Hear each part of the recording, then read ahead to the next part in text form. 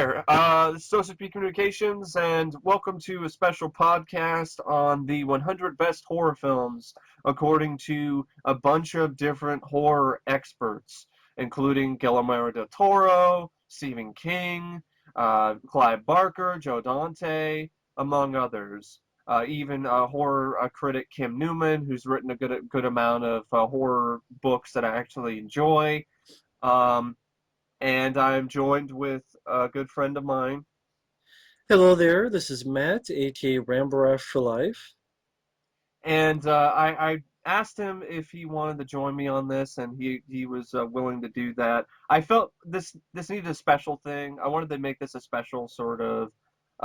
Originally, I tried to do this myself, but I felt like something was missing. Uh, my good friend over here, specifically. It was something I wanted to do for my birthday, which was on May 2nd. It was my 27th birthday, and I wanted to Happy do something. birthday. Thank you. I wanted to do something big for, you guys, my subscribers, and I just, good things come to those who wait. So I thought it would be a good thing to do, make it even bigger, have a guest on, and have another viewpoint on this list. Now, this is a list of the 100 best horror films according to Time Out London, which is it used to be, I don't know if it's still a magazine or not, but I know it used to be a magazine and kind of film news, film magazine. And And I haven't seen this list. Mike just gave me the list. yes, So, the thing with lists is always tough it's always because it's all subjective, subjective, but but this is I'm also going to be honest as well. yeah, this is supposed to be compiled by horror experts of the genre. So that's why I wanted to do a video about this, because this is supposed to Okay. be the end all be all, uh, you know, because you have all of these experts who have voted for this list. Just because they call themselves experts doesn't necessarily mean they're like the one opinion to rule them all, so to speak. But that's kind of why I wanted to do this, kind of have a little bit of a debate and so forth. You know Um, what the end all be all list is? Your own list. exactly. But, yeah. But I thought, we can throw in things too, what we think Exactly. should be on here. So what I was thinking how we would do this, we go through each segment, each one. If we have seen it, we say whether or not we agree or disagree with its placement on this list and why, and then, move on. So Gotcha. number 100 is the Babadook. I'll I start haven't. with Yeah, you go I'll ahead. You've start with seen this this. one. I liked it a lot when I first saw it, but I watched it again when I was in Michigan with my dad, and something was lacking the second time around. I'm not saying it's terrible. I'm not saying it's a bad movie the second But time. is it one of the 100 best No, of all I time? would I would not. I disagree with its placement on this list. I wouldn't put it there. Even as much as I liked it the first time around, the second time I saw it, something felt I just wasn't as scary the second time around. It wasn't really a film that it's more of a drama. It really is more of a drama dealing with this woman, and she's dealing with her kid who I really do believe is autistic. This And kid, this picture, he looks like a midget Jack the Ripper. I don't remember That's that what this scene. picture I do, says. It's not I do not remember that scene. You're right. okay. I really don't remember that scene. I don't remember him He's riding a or horse. He's got a top hat, and he looks like a tiny, okay, vertically challenged Jack the Ripper. bullshit or not. Jack the Ripper was a little person in the Victorian era. Or That's how. Jack the Ripper had sex with Leprechaun, and then even has the fucking red hair and space teeth. Yeah, this is a film I liked the second time around. It's it's more it's not really a film I'd probably put on my list because it's not a film I watch over and over again. And that's the thing.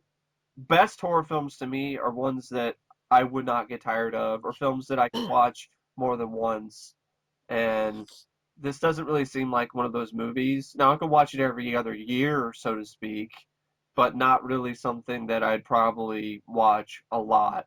So that's why I would not put it on this list. It's got some great things about it. S.E. Davis's performance is phenomenal.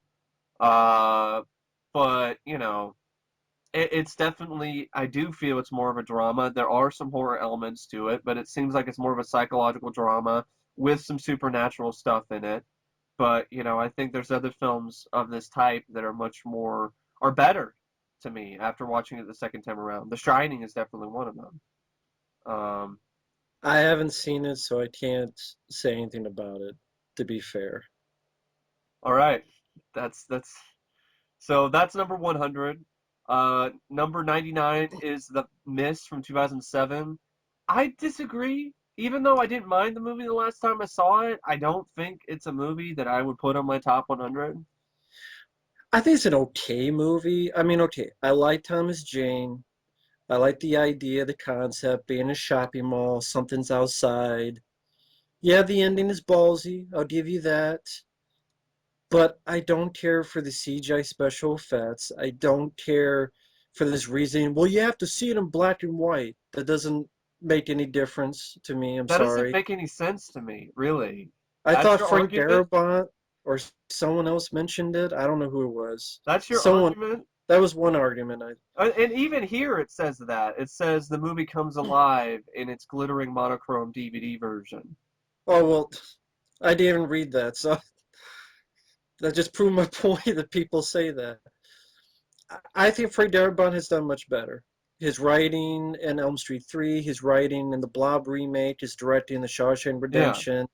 I think Which, by the way, the Blob remake is nowhere to be found on this list. I'm just I gonna think say that that's right off the bat. I mean, this is not saying scariest movies. This is saying the best horror Yeah, films. I think The Blob from 1988 is s- superior in all ways to The Mist. I The agree. Mist, The Mist, I thought was just okay, but I was annoyed by the religious lady. I know that was the point, but it was a part of annoying that I wanted to just shut the movie off and not, or fast forward through, Yeah, and that's not really. It just seemed typical. It seemed cliche. It's like, oh yeah, the religious person is nuts. I feel like I've seen them many times. yeah, I would have preferred something more clever. Like, hey, how about everybody actually working together? Not, I mean, hell, you could go back to the original Night of the Living Dead and have people in a house bickering with each other and turning on each other yeah, from the late yeah, 60s. And also the CGI creatures didn't help. I think you could have. It's not like they were showing Pacific Rim type yeah. You of could have definitely monsters. You done could have that seen practically. You could have bits and definitely, yeah, pieces. They did it with the Blob remake. You yeah. saw the tentacles of the Blob, and that was practical. The tentacles and up close But it shots. might it might have been kind of fun to see, some stop motion type stuff. I understand it's a 2007 film, but it might nice kind of fun throwback sort of thing. Well, if they're saying a throwback for 50s movies, then that would be more fitting than CGI. And that's Yeah, not the only reason I hate for CGI. I like Thomas Jane, but it's not a movie I can rewatch, and I just I thought it was there at yeah. best. I I don't don't think it's mind the film. I just one kind of of the best. I Yeah, I disagree. disagree with that too. I don't think it's one of the best horror I films mean, there is. If we're talking Stephen King, Yeah, I hell, Christine. Christine, which we talked Yeah, about John Carpenter yeah, on my Christine. channel, Absolutely, I'd put Christine on the list of the Cujo. best. The Cujo. Yeah. Are either of them on here, Christine or No, Cujo? Not even Cujo. no, I know. But I think Christine and Cujo are miles better than The Mist for Stephen King adaptations. That's just my opinion.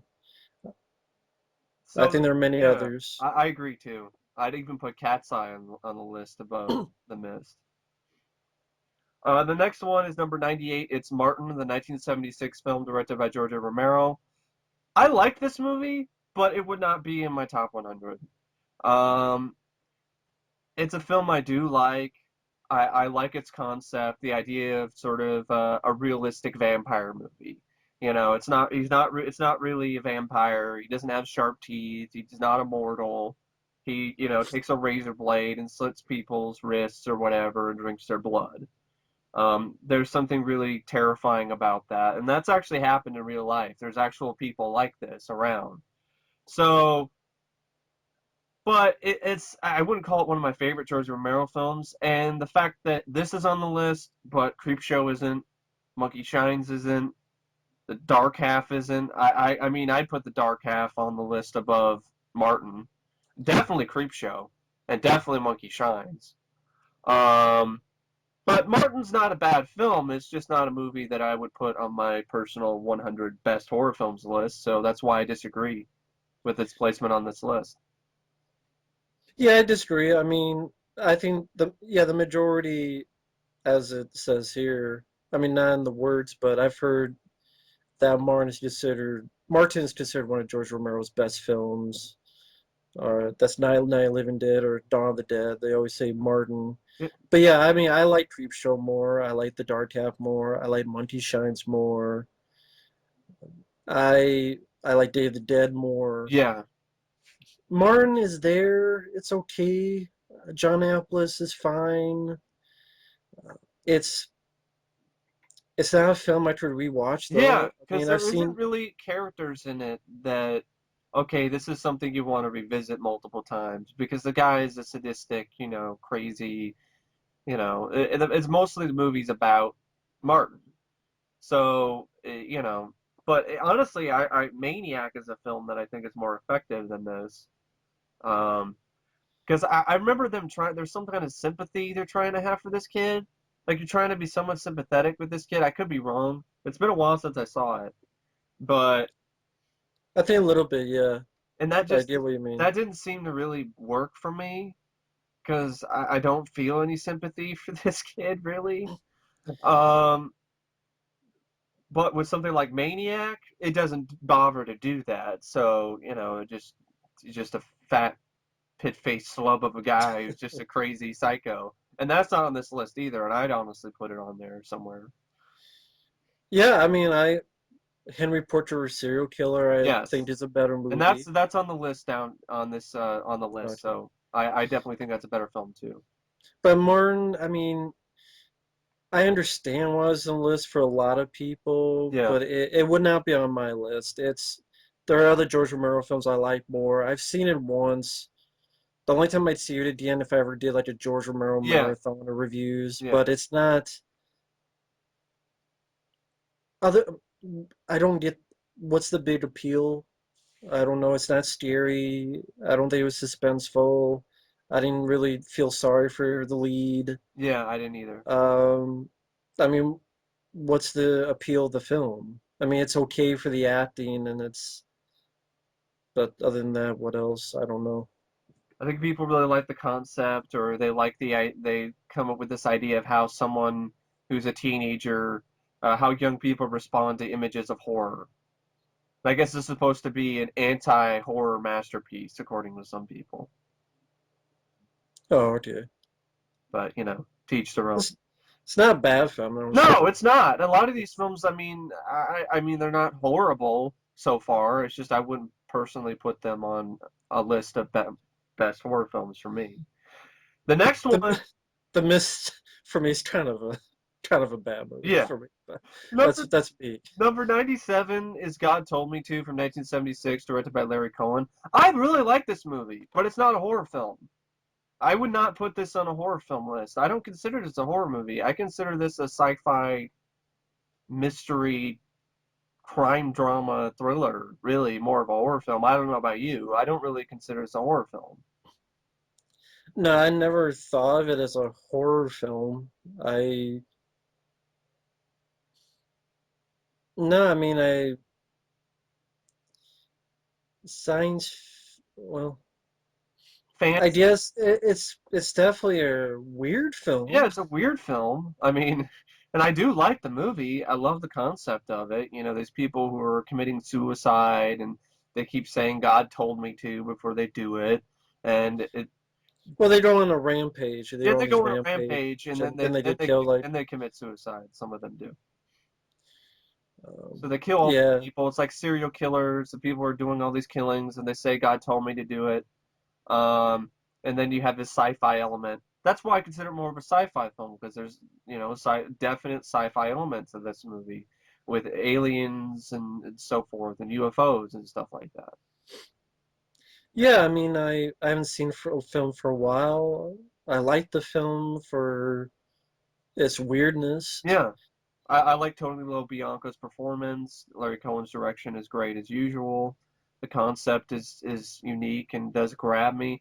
I don't consider it a horror film though, so that's why I disagree with its placement on this list. I also I'd put Q or The Stuff on Yeah, over God Told Me to as much as I like it, and they're nowhere to be found on this list either. Hugh the Winged Serpent and the stuff are to me more horror films.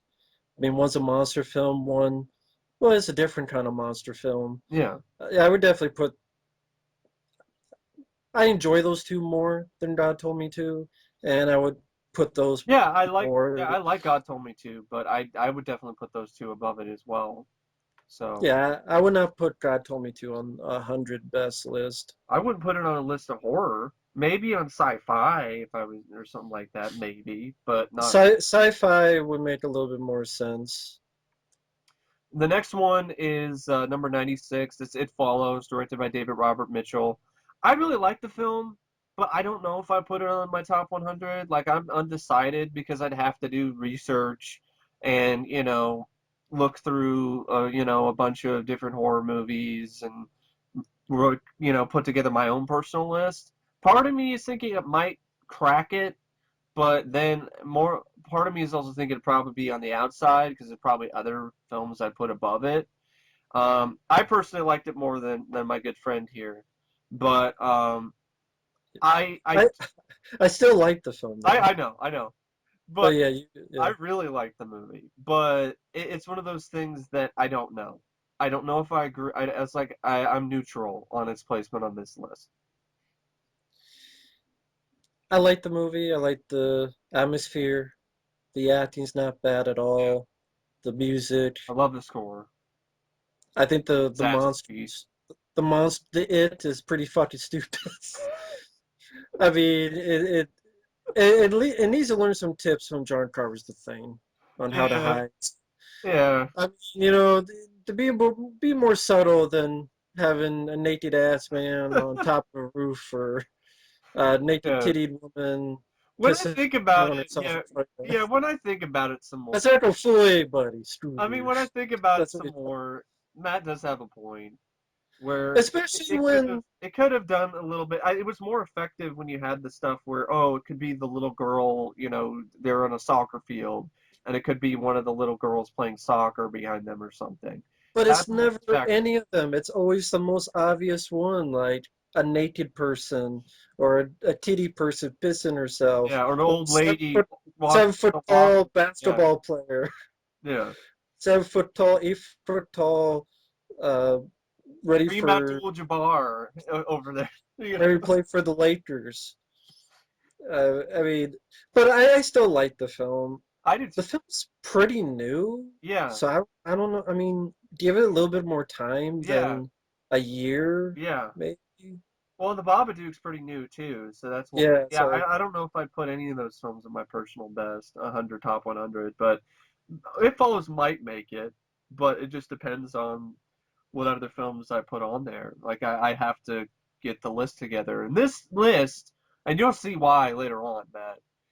okay. This list makes me want to make my own I because mean, so far it's stuff I can understand why. yeah, I understand why Martin would be on someone's yeah, list, maybe not mine, but uh, like the Mist is kind of questionable because I'm like not Cujo yeah. or Christine or Well, something. it's okay. It starts off okay. There's some stuff that gets really like, what the hell later I on. mean, I'm not gonna. if you want to talk about like the 100 best horror films in the past 10 years, Yeah, it follows. And I haven't seen the Babadook, I'd but put that on there in the past 10 years. Yeah, sure. Something like Housebound, I'd put on there. I mean, yeah, if you did like 10 years, okay. Yeah. But of all time, I don't. I The next one is number 95. It's Society, a 1989 film directed by Brian Yuzna, starring Billy Warlock. I like the film. I would not put it on my top 100, even though I have the Blu-ray, and it's a film I do like. but mainly for the effects. It's not really for the story. It's not really for the characters. I thought Billy Warlock was kind of a weak. I don't know about you. I thought his performance was kind of weak. Could have had a better actor like Zach Galligan. Um, Well, there you go, waxwork. yeah, That's and that's not on the list either. And I'd put that on the list. I figured. I figured. I made. That's why I said that. I'm like, I bet that's not on the list. Waxwork. No, of course I not. definitely put Waxwork over Society. Society's a film. I'd even put Bride of Re-Animator over Society, and that's another Brian Yezina film. I like Society. It's just I like the film. Yeah, it's not what I call one of the best I've seen. good Um, effects, the and effects, yeah, the I effects I are think a big thing. I think the idea is It interesting. is an interesting Rich, concept. rich Yeah, people who they might be another species in a yeah, way. Crazy ending yeah, finale. I yeah. mean, special effects It's got some great tend graphic to. makeup effects, and it does have an interesting concept. It's just there's some other horror films that I don't know. I haven't seen in a while, so maybe I'll watch it again. Maybe I might put it on my list, but I wouldn't put on my list because it's it's too out there. no, it's just it's one of those films you like, but there's so many more that Yeah, you would go back. I would go back and that's kind of how rewatch. I feel about it too. I mean, and The characters are not yeah, most that's the interesting. problem. One of the The acting yeah. is all right, but it's just all right. I mean, it's not like, oh, I love these Yeah, characters. like I said, Zach Galligan instead of Billy Warlock would have been much Not appreciated. only it's awful, but it's there. Yeah, It's I like it, but it's yeah. not. It's not on my. It wouldn't be on my list. I don't know yet. I'd have to watch it again, but I'm pretty sure even after I watch it again, it probably wouldn't be on my list. So, but off the top of my head, from what I remember from it, it wouldn't be on my list. So I disagree. Yeah. Number 94 is Scream, the 1996 film directed by Wes Craven. A film, surprisingly enough, like I think I saw it years ago, but it's been so long that I don't remember much about it. So I'm just going to leave it to Matt over here to see whether or not he put it on his list. What I don't like about this, I'm going to say right now, Shocker isn't on here, neither is Surfing in the Rainbow. And I personally put them on the list and People Under the Stairs over Scream. Even though I haven't seen Scream in so long, I'd probably put those over Scream. Well, yeah. I mean, what I did in my list. I mean, my top three favorite Wes Craven films are Shocker, People Under the Stairs, and Surfer the Rainbow. So yeah, I would put that over Stream.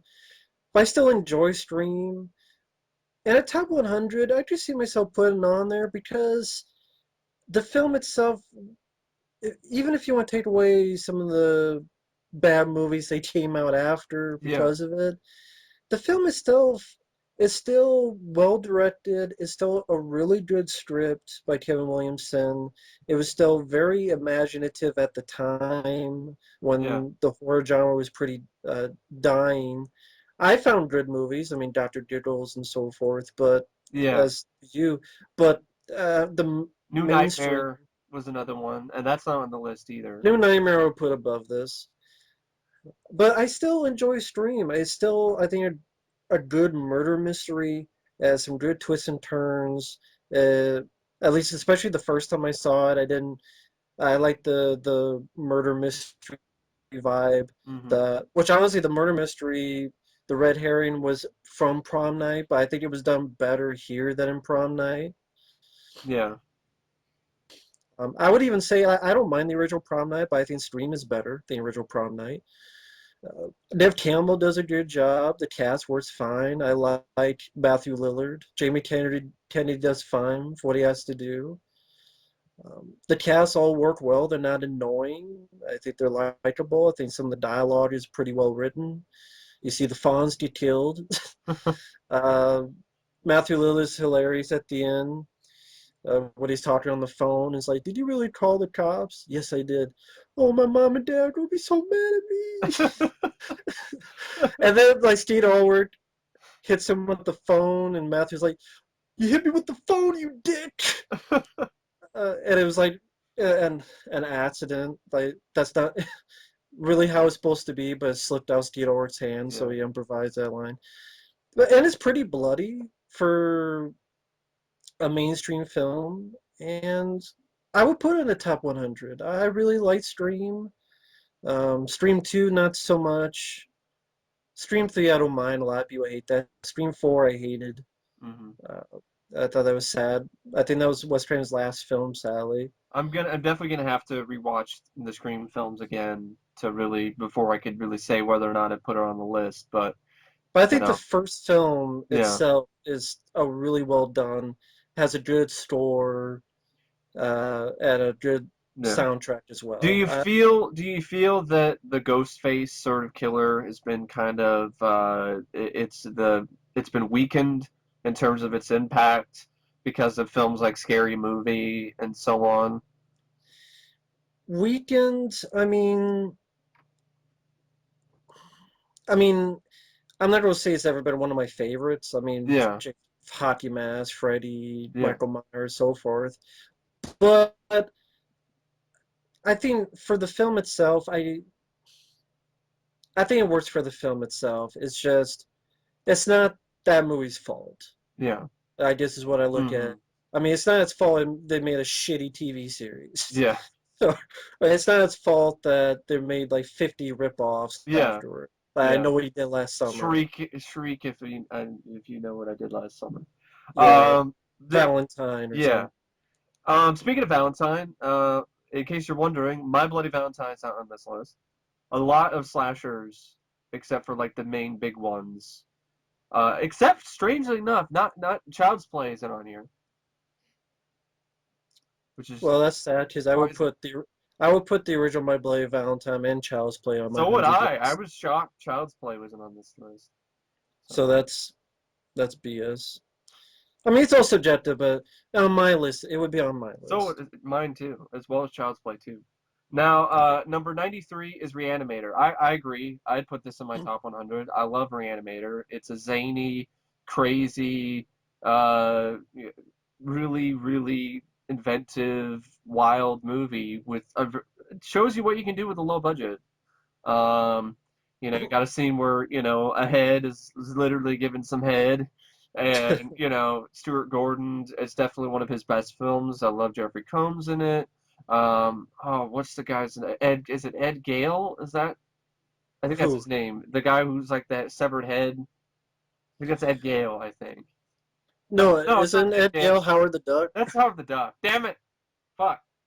Uh, I have Howard the Duck on my brain. That's okay. I think you're thinking of. I can look real quick. I think the guy David Gale. David Gale. It was I had the right I had the right last name. Yeah, it's Not the right David Gale. person. Yeah. David Gale. He was good. Barbara Crampton, and she's always you know gorgeous as usual. Um, yeah, it's wild. It's crazy. It's fast paced. It's a lot of fun. I definitely put it on my list. I'd even put the sequel as well. Yeah, Re-Animator's a good choice. I'd probably put it on my list as well. It's Stuart Gordon did a really good job. It's uh, pretty funny at times. Yeah, Jeffrey Combs is great. That's Herbert West. Bruce great Abbott deadpan. Excellent deadpan. and Bruce Abbott plays well against him. They have fun scenes like the cat being reanimated Yeah, and that whole sequence. Definitely a crazy ending finale where all hell's breaking yeah. loose. Uh, Yeah, I mean, it's a well done movie. It's a classic for a good reason. I would put it on my list. That's a good choice, Re-Animator. Speaking of films that have, comedy elements and zombies, one that I'd put on the list that's not on this list is Dead Heat. Yeah, that's a good one. Tree Williams. The next one is number 92, and it's Henry Portrait of a Serial Killer. It's from 1986, directed by John McNaughton, starring Henry Rooker? No, it's Michael Rooker. Michael Rooker. Yeah, this website messed up for some reason. Put Henry. This is, okay, compared to Martin, it He's so much like the character they thought it would really his name really was Henry, I guess. this compared to Martin, I would absolutely put Henry Portrait of a Serial Killer over it. Now, this is one of those rare movies that is like crime, true crime movie that I actually do feel is a horror film. Like, I think Silence of the Lambs is later on this list, and for me personally, I just don't really see it as a horror movie because I don't think Manhunter is a horror film. So I don't really, I mean, I just don't agree with Silence of the Lambs' placement as a horror film. I think it's more of a crime thriller.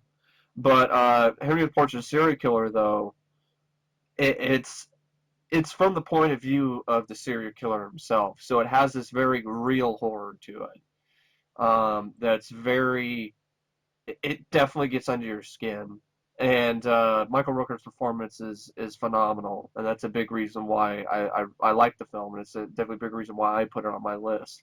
It's also a film that, surprisingly enough, Roger Ebert also really, I think he also really liked it. Yeah, definitely well acted. Mark Rooker did a awesome job. What I put on my list, I don't know. I haven't seen the film in a long time, and it just depends. If I look at a list of movies, Yeah, there's a lot of there movies. are. Um, it's meant to be a hard film to sit through, and that's the point. But it is well directed by John McNaughton, Yeah. and I'm trying to think of what other Tom movies he did. Towles Tom Towles did a good job in the supporting role as well. It's definitely a well done movie. John McNaughton, It, he did The Borrower, oh the one yeah, with it's a decent movie. I'd never put it on my list. no, I can understand it being on the list though. Henry Portrait of a Serial Killer. The next one is number 91, Brain Dead, aka Dead Alive from 1992 by Peter Jackson. Would absolutely be on my list. One of my favorite independent horror films from the UK over there, overseas. Um, it's just a tour de force of comedy and gore and blood and guts, and I miss this Peter Jackson dearly. This is the Peter Jackson that I love. I'm not a big fan of this Lord of the Rings, King Kong, Peter Jackson, Hobbit, dancing with the hobbits, whatever, doing, hanging out with the hobbits and their big feet. I prefer Peter Jackson who did these type of movies. It's stunning to me how much he was able to do with such a low budget, and it is definitely the goriest movie I've ever seen. Um, but it's awesome in so many different ways. It's so imaginative. If you like movies like Re-Animator and stuff like that, and you haven't seen Dead Alive, I highly recommend you check it out if you haven't already. And this is another movie that just does not have the proper treatment on home video. There's a Blu-ray release, but I think it's out of print already. This deserves a special edition. This deserves like something from Arrow or some Scream Factory or some other company. It deserves it. This is a classic to me. Um, but yeah, I love Dead Alive. It's great. No, I absolutely agree. Dead Alive would be on my list as well. It shows how you take a tiny budget. I don't even know what the budget is, but I can imagine it was pretty small. And just how insane you didn't over. There are movies that cost $100 million that look cheaper than Dead It Alive. costs 3 million. Yeah, 3 million. That's insane. The It amount of stuff, yeah, the it is. amount of work put into it, the amount of special effects, makeup effects, gore. I thought the lead guy did fine in the Yeah, acting. I think the comedy worked. It made me chuckle. I watched It, this with my dad, and he hadn't seen it before, and I told him about it. It's like the goriest movie ever made, supposedly. My dad's like, "Oh, okay," and he had a good time with it too. We were both cracking up with the baby, you yeah. know. Um, You have intestines that come alive yeah, and try to kill. I mean, that's you've never seen that before. You'll no, never see that the scene again, where the and that's part baby of the fun about it. rips through the guy, rips the face open and plays peekaboo. Yeah, that's a Oh, the woman, yeah, the the woman, yeah, woman, rips her face open. Yeah, that's a great scene too. which is kind of like the cover of the movie. So it's like Yeah, the cover of the movie didn't lie. no. I do It's like have a to say crazy idea. you have to see the unrated version though. Do not even bother Yes. with the R-rated version. It's not even worth it. I don't think I've ever seen the R-rated version. So I yeah, think it's one it's of the first ones I had saw because I had the VHS, which is the R-rated version. So it was one of those where I was like, "What's the big deal about this?" yeah, I And can't then I heard, imagine. then I heard there was an unrated version, and I got that on DVD. Then I'm like, "Oh, okay, all right, That that's must have been why." like that must have been like a real unrated version, not just 10 seconds Yeah, like the quote AVP, unrated. like the AVP unrated version. But Dead Alive is awesome, Yes. ball of a movie, fun to watch, extremely entertaining, I'm and in 100% agreement with this placement on this list. yeah. Next one is number 90, and it's Dead Ringers, a 1988 film directed by David Cronenberg with Jeremy Irons. I wouldn't put it. I disagree with this placement on this list because I don't really feel it's a horror movie. It's more of a psychological, drama with some horror elements, and with some of the dreams and stuff. They're creepy and whatever. There's also some sort of it's a great performance with Jeremy Irons.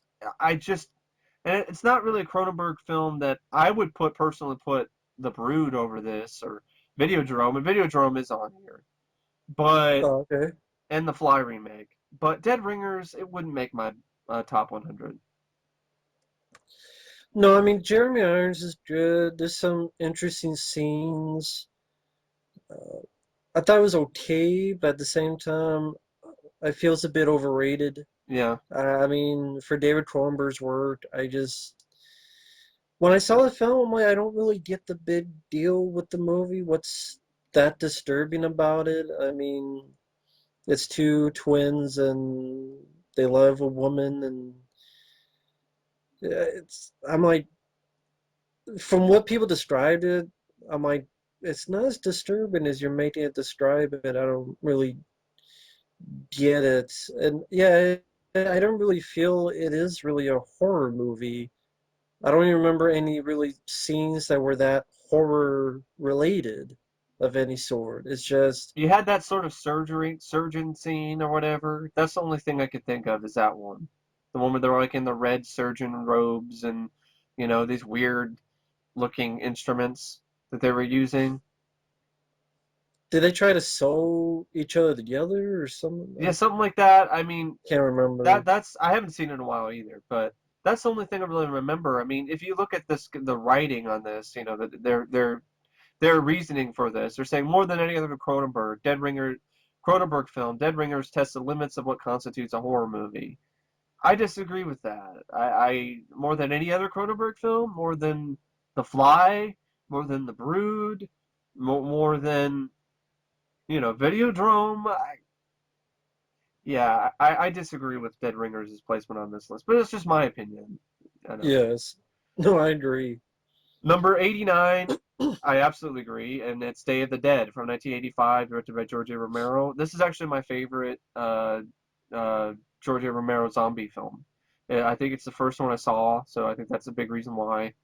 I I really Okay. like the concept. I love some of the characters. I love Bub. I think that's a really unique idea. Captain Rhodes is a great villain.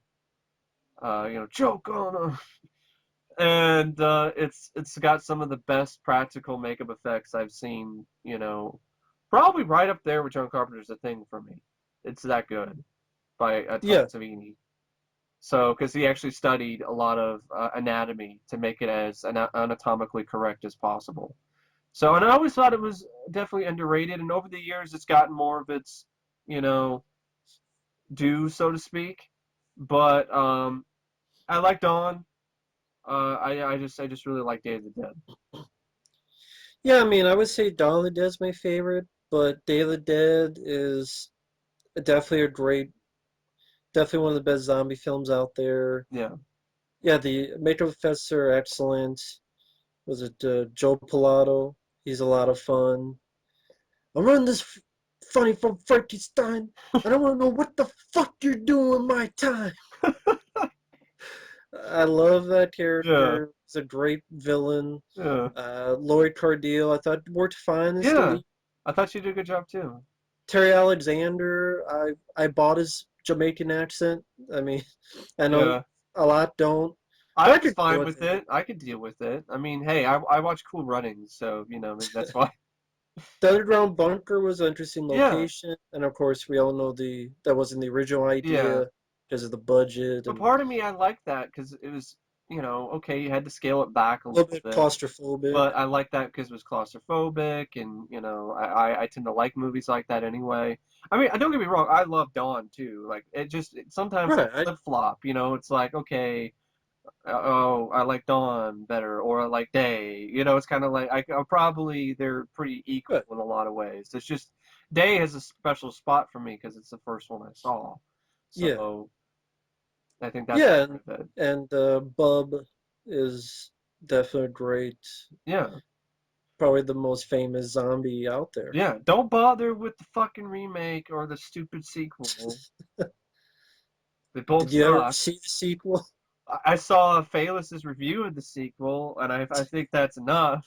The stupid fucking white lights and shit, and they're all connected together. The What? zombies. Okay, I didn't see that review, so I haven't seen the movie. But Day of the Dead, the original, it would be on my The list. remake is awful I too, with the Yeah, vegetarian zombie. He won't eat anybody because he's a vegetarian. yeah, that remake sucks ass. But the original deserves to be on the list. Exactly. The next one, number 88, is a film I'd never seen. It's called The Unknown. It's directed by Todd Browning, who directed, I believe he directed Dracula, the 1931 film with uh, Bela Lugosi. Yep. Um, he also directed Freaks. This stars Lon Chaney and Joan Crawford, and this is, I guess, another movie about like circus folk falling in and out of love and doing hideous things to each other. I've never seen it, so I can't really say whether or not I agree with its placement on this list. Haven't seen it. I mean, I've heard of the film through documentaries, but I haven't seen it, so I can't say anything about it. Number 87 is Session 9, a 2001 film directed by Brad Anderson. I've heard a lot of good things about this from my friend over here, as well as other Yeah. people. It's on the Fangoria's 101 Most Inherently Horror Films list. I just haven't gotten around to seeing it. I do have it, and I do want to see it, and so I can't say whether or not I agree or disagree with its placement on this list. But I'll just leave the floor to Matt over here since he's seen it and is a really big fan of it. Yes, I definitely agree with it being on the list. It would be on my list. Remember years and years ago, I did a review for this film, and it seemed like I was the only one who enjoyed the movie from the comments section. I love the film. I think Brad Anderson, unfortunately, has never done anything close to this. I think he did like Vanishing on 7th Street, which that sucked, with Hayden Christensen. That's Well, one he had where Hayden Christensen in it. that's the one where with John Leguizamo and when the dark people disappear, if there's darkness arrives. This is a shitty movie. Sounds shit. Session Session 9, it has a great mood. It has a wonderful atmosphere. They really were they it was set in a real abandoned mental institution. The store was creepy. The acting was top notch. It was a bunch of people who went in to clean asbestos, and you could kind of make up your mind. Is it kind of like Stanley Kubrick's? Well, maybe the original intention of The Shining. Yeah. Is it ghosts? Is it people going crazy? Is it a person being affected by a ghost? You can make up your own mind. I don't want to give enough. I don't want to give too much away to Mike so you can see it. Okay. But I think it has an excellent mood. I think it's extremely creepy It's atmosphere. like an old school haunted house flick, like The Yes, Changeling or things like that. it's a slow burn movie, Good. but I think it works very well. The ending definitely made me think in a good way. And David Caruso, I liked him as an actor. He was good in the film. And the one of the best things is the environment, the location. They put an extremely perfect location. And I don't even know if that location is around anymore, but it was a perfect location for a film like this. And Session 9, it's definitely one of those films like when I rewatch again and I pay more attention, like there's without giving too much away, there's a guy who finds these tapes and he listens to these tapes, Hmm. session one, session two.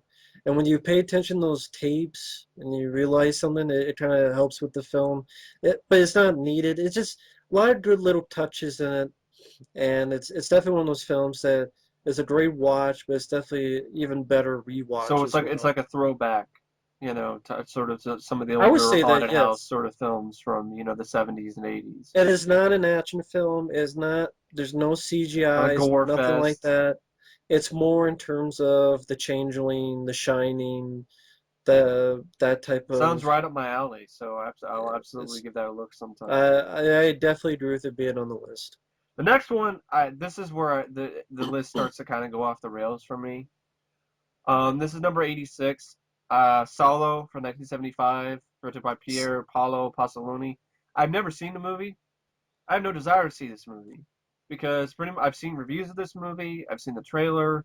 All it seems to be is a torture movie, and I remember it's infamous for a scene where people eat human shit. So they eat shit, literally. And I don't see why that's a horror film. And even the guy says, he says, Pasolini's final film doesn't belong to the horror genre in any traditional sense at all. So why the hell is it on this list? You can't taking creative liberties with the list of the 100 best horror films upsets me. It's not a horror Well, they film. say because it's despair, it's Yeah, bleak, regardless. it's, So what? I it's mean, the thing is, yeah, they eat shit and then they die. I haven't seen the film, but I have no that sounds desire like a to. bumper sticker. Eat shit and die. Solo. That's a bumper sticker. I mean, I think the other title is like 120 Days of Sodom, Yeah, something there's like a lot of that. And raping. There's torture. There's murder. It's that seems like that's all it is torture, rape, and murder. Um, really, all you need to do, folks, is find the Cinema Snob's review yeah, where he reviews it. I mean, he's supposed to be his pretentious character, so he loves it even though he's puking in a toilet. yeah. So, I mean, See, that's that a great. review I really, like that review, but I'll never see the movie. I have no desire to see the movie. yeah, it's people talking about getting Vaseline and fist fuck up the ass Yeah, and that kind of dialogue, and that's all it is. Just one after the. It's not even a story. It's not even a yeah, plot. It's just okay. In this scene, they eat shit. In this scene, people get tortured, and pretentious people watch with binoculars. I'm like, yeah, it's the '70s version of Martyrs or a Serbian film. yeah, That's really it is. It's yeah, shot for shot's sake. yeah. To me, it's not even a movie. Let There are alone a as horror much film, movies right? Yeah, as there are as much movies as Two Girls One Cup is a movie, yeah, and I don't need to see it. I don't care about being fair. Fuck fair and fuck Halo, Salo, Halo, I like Sal. Halo. I know. I'm just Fuck kidding. Solo. Fuck Halo, Salo. Uh, um, Salute your shorts. Number 85 is Phantasm. I definitely agree with this placement on this list. 1979 film directed by Don Coscarelli. I'd also put Phantasm 2 because I personally like Phantasm 2 more than Phantasm, but I still like Phantasm. So I'm okay with this placement on this list. Yeah, I like the film. I'm fine with it being on a list. It wouldn't be on my list, Yeah, it but I'm might fine not with it be on being on mine the list. because they mentioned Frank Henenlotter here, but none of his films are on this list. And for me personally, I put Brain Damage or Frankenhooker. You know, I mean, I would say I like Phantasm 2 more. yeah. Phantasm I like. It's just not a film I grew up with. It's not a I didn't film either. that.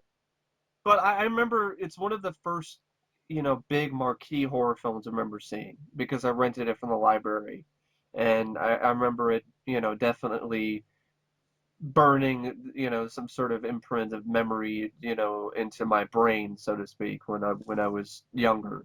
So there's a little bit of that when it comes to this movie. The kid's name is Mike, you know, so I can kind of insert myself into this adventure. It's another film that they do a lot with a low budget. Um, but the sequel I do feel is better, and I probably the sequel is an absolute hands down, absolutely going to be on my list. But Yeah, the more you think about it, I mean, I have to watch the first film again, but it's I thought it was more weird and surreal than scary. I saw it later after a bunch of others, Yeah, and the first time I saw it on VHS, honestly, I was bored. But I appreciate the film. I respect the film. It's got some good atmosphere, score, Reggie Bannister. The acting's yeah. The fine. late great, Angus Scrimm is a tall man. Yes. It's just not a film The I score is great. I rewatch. love the score too. Eh, It's not a film I can rewatch, and I like Phantasm 2 more, but I'm fine with it being on a list. There's nothing Yeah. wrong with Phantasm being on the list. Number That's fine. 84 is a film called The Orphanage I've never seen. It's a film from 2007 directed by J. Boyena. I think it was remade by Guillermo Del Toro or somebody like that, wasn't it? Um, Or this was just no, this was maybe this is the one that Del Toro I like think this was the one, yeah. he produced it. I've never seen it, so I can't really say anything about The Orphanage. I didn't see it, but I looked at this picture and I just think of a movie I would put on my list, and it's Trick or Treat, Yeah. which has the DVD cover of a kid with a sort of burlap sack on By his the way, face. that's not on the list either. Trick or Treat. I would put it on my list over uh, films like, I mean, Graham, I haven't seen this, but like Trick or Treat would be on my list. I'll put it that When I way. see this, it just makes it reminds me of Raggedy Andy. So, but so it's not really scary to me. But No, we'll have this on the list, but not Child's Play for some reason.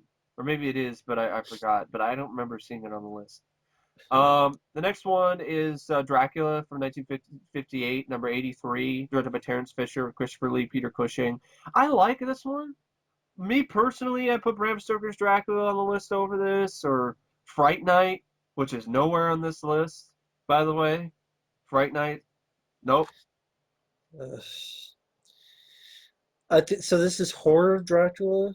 I I mean, it says believe Dracula, so. but I'm Yeah, guessing I like horror Dracula. It's probably my favorite of the Hammer films, but it I just saw it like once and I liked it, but it wouldn't be on my 100 I wouldn't favorite. put I it on mean, mine either. I definitely would put Fright Night or The Lost Yes, the Boys Lost Boys, not on the list or either. Lost Boys, nope. I mean, just the fact like you don't have Fright Night or The Lost Boys at all, Or From Dusk Till Dawn. or From Dusk Till Dawn. I mean, those are definitely three vampire films I enjoy much more than. Same here. And I like House of Dracula, but I enjoy those are more my kind of For me, vampire Bram Stoker's films. Dracula is one I'd also, because I really like that film. So, yeah, I disagree.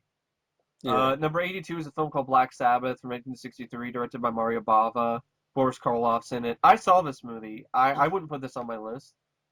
This is one of the I mean the last story. I mean the drop of water is great.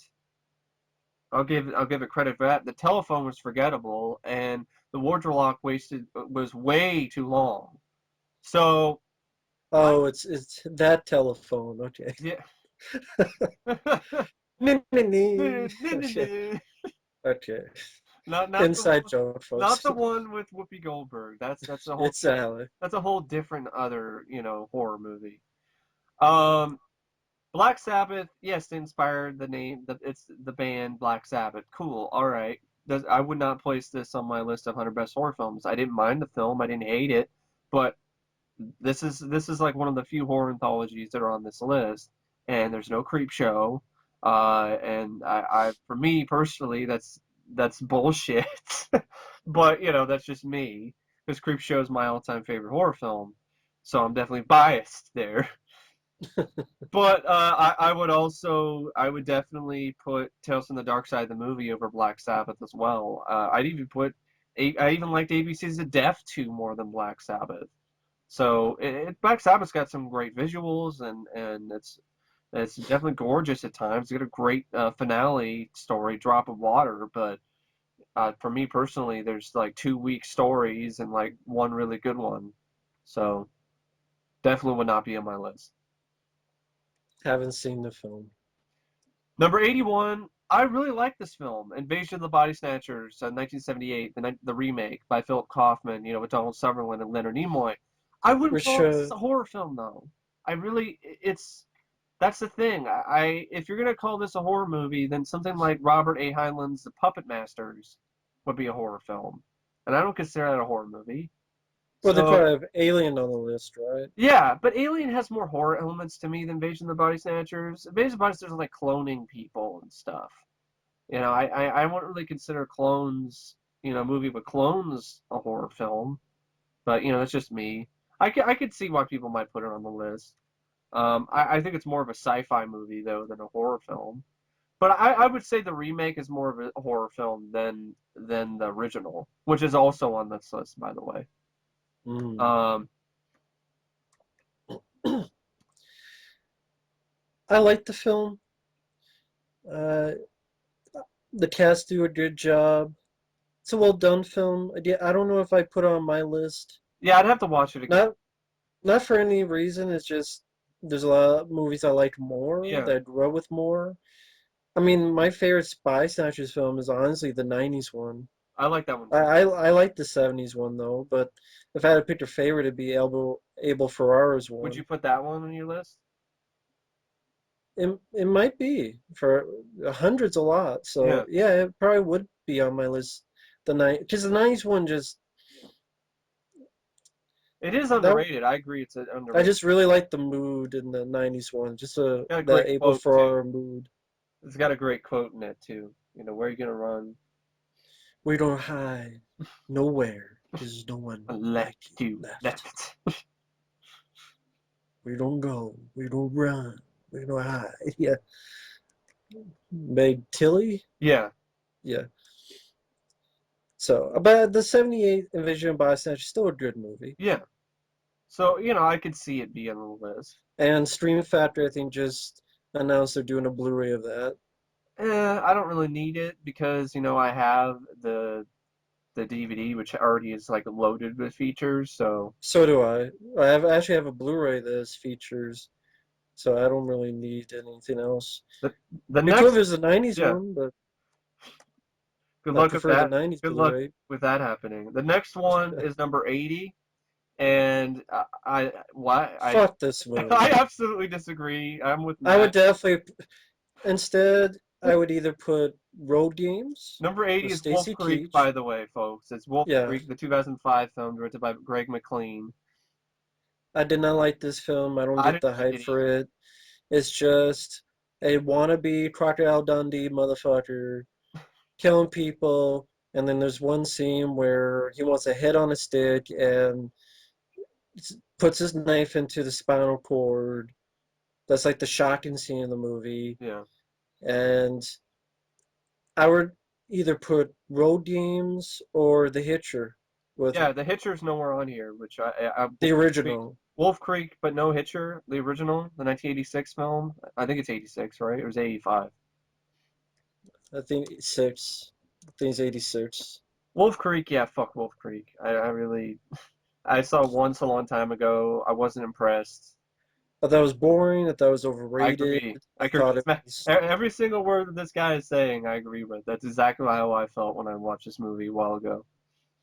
And I thought, yeah, The Hitcher with Roger Hauer is a much To better see Thomas Howell. How about would you a put guy on the road and Wrong a Turn? killer. Ron Turn I like more. I'm sure that's not on the list. No. Ron Turn I saw in the theater, and that would be on my list as well as The Hitcher and Road Games. Yeah, Wolf Creek I just didn't impress me, so I definitely disagree. like the country song. It impressed me Much. much. Number 79 is a film I like, but I don't know if I put it on my list. It's Angel Heart. It's a 1987 film directed by Alan Parker with Mickey Rourke, Lisa Bonet, and Robert De Niro.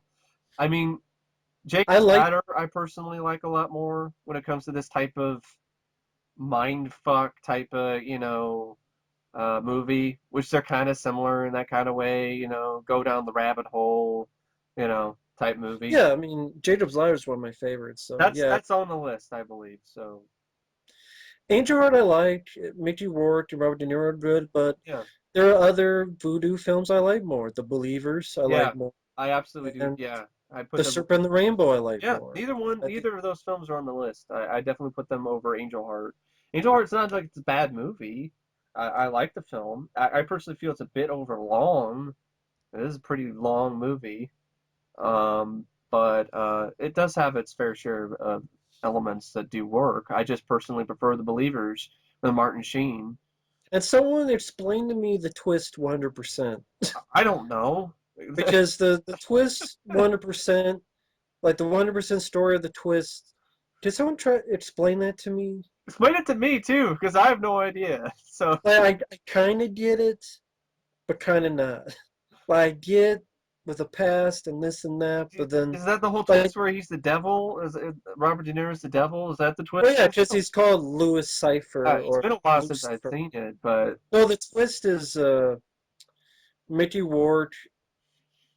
he- he's not really who he is, but he doesn't know that until the end. He's really the soul that Robert De Niro is yeah. looking So for he's like in hell. at the end. Yeah, It's it's hard to explain without even talk yeah, about the movie. yeah. It's it's like he's I did someone explain verbatim, In the comments down below, if you can. or I guess on Wikipedia, but Or I rather prefer. I looked on Wikipedia, but this is all I get. Okay, spoilers, folks. A frantic Angel returns to his hotel room where the police have found Epiphany raped, brutally murdered, and wearing Angel's dog tags, excuse me, on his bed. When Angel reveals that Epiphany was his daughter, a detective tells him that he will burn for what he has done to her, which Angel replies, I know, in hell. And during the end credits, Angel is seen standing inside an iron Otis elevator, which is interminably descending, presumably to hell. As the screen fades to black, Cypher can be heard whispering Harry and Johnny, announcing his dominion over both their shared souls.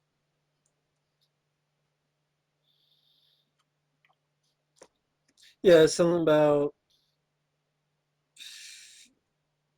on the paragraph above it, like was he look man, it's been a while. I think he's looking yeah, Finds a vase. he's a And private investigator looking for this guy named Johnny Favorite. That yeah, was his nickname. surprised it's not Johnny Handsome.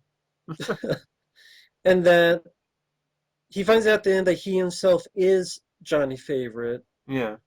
but he was a magician who sold his soul to Satan for stardom, Hmm.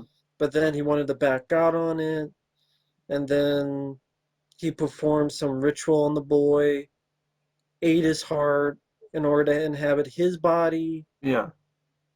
And like when I was getting to that, I'm like, what? Like that? And, I agree. Now you mention that, yeah, that is the point in the movie where I went like, what, hey, what the, but then, what? but he went into a body. But then I Yeah, thought it was something to do with amnesia. But yeah, no, it's really him. yeah, it That's gets in kind of another body. crazy. It gets kind of crazy. I don't know. I wasn't 100% on that, I'm not but really either. So, see, that's just me. I personally, that's why I prefer something like The Believers or Serpent the Rainbow because there's none of that in those Yeah, movies. but Um, it's well yeah, directed. I personally would have put it on my list, but number 78 is Ginger Snaps, a 2000 film directed by John Fawcett, starring Emily Perkins and Catherine You Bigelow. already know my thoughts on this. I like the movie more, definitely more than Yes, this guy, yes. but I wouldn't put it on my list, even though I like the movie. There's I other werewolf films I put on. I put Dog Soldiers on my list over this. I put, yes, uh, Bad Moon on my list over this. Definitely yes. Miracle Werewolf in London. Yeah, I mean, I've never been a fan of Ginger Snaps. I prefer Dog Soldiers. I prefer Silver Bullet. I prefer Bad Moon. I just Ginger Snaps. I never really understood the appeal. I never understood. I just don't get it. I guess that's the best way to put it. I don't get it. I don't get like, okay, what's the It's like the girl going through puberty, but it's like tied in with werewolf. okay, good for her. Werewolf. Okay, but It's like Teen Wolf, but with a girl. I liked that's it. I just liked not it enough had for this sort me. of quirky sort of humor. I like the chemistry between the two girls. The effects were pretty good. Um, I guess that's just not enough for me. yeah, I think it's one of those things. If you're not really, it's more of a character thing with those two girls, and if you don't really get into those characters, then it kind of Which I didn't. so. I didn't like the characters, so I think that's why. I liked them, so I think that's why I might have liked it. It's definitely more than you. But yeah, even though I liked it, I still wouldn't What put it. about on your list? No, like I said, still don't think I would have put it on my list. There's other stuff I would have put on over it. Number 77 would absolutely be on my list, and that's The Fog. Yes, same here. It's listing it as a 1979 film, but it's a 1980 movie. It's directed by John Carpenter, of course, the maestro himself. Stars are Adrian Barbeau, Jamie Lee Curtis, and Janet Leigh. Janet Leigh.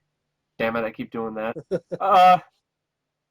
Uh, but it's a great old-fashioned ghost story. I like the whole concept, the fog, and there's something in it. Uh, Adrian Barbeau is my favorite role of hers as Stevie Wayne, and yeah, it's a very it's a little bit underrated. It was a critical flop on its first release. Um, it's always been one of my favorites. It's one of the first. It was the first Carpenter horror film I saw all the way through. Because the first Carpenter film I saw was Big Trouble in Little China, and then I've seen bits and pieces of Halloween on TV, but I never saw the whole thing. The Fog was the first one that I saw all the way through, so it has a special place in my heart for that.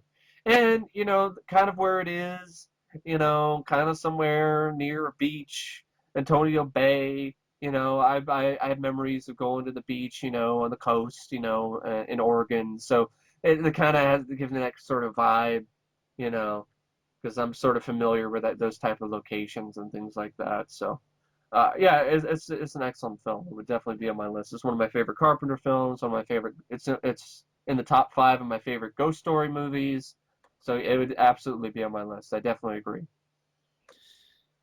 The same here. I would agree as well. It would be on my list. Great score Great, too, by the way.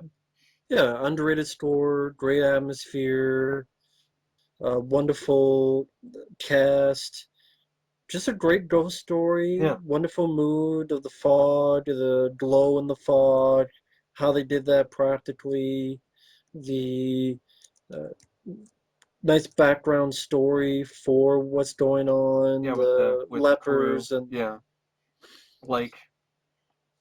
yeah, I thought it was all very well done. I really enjoyed the aspect of it. I thought it's I can't really think of anything I don't like about the film. I Same think here. it works very well.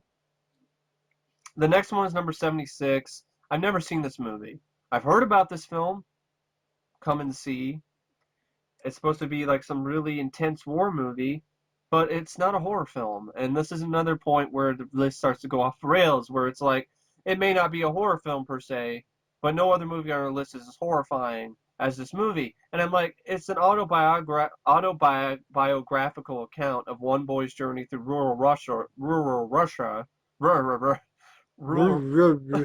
royal blue, rural Russia in the wake of the Nazi invasion.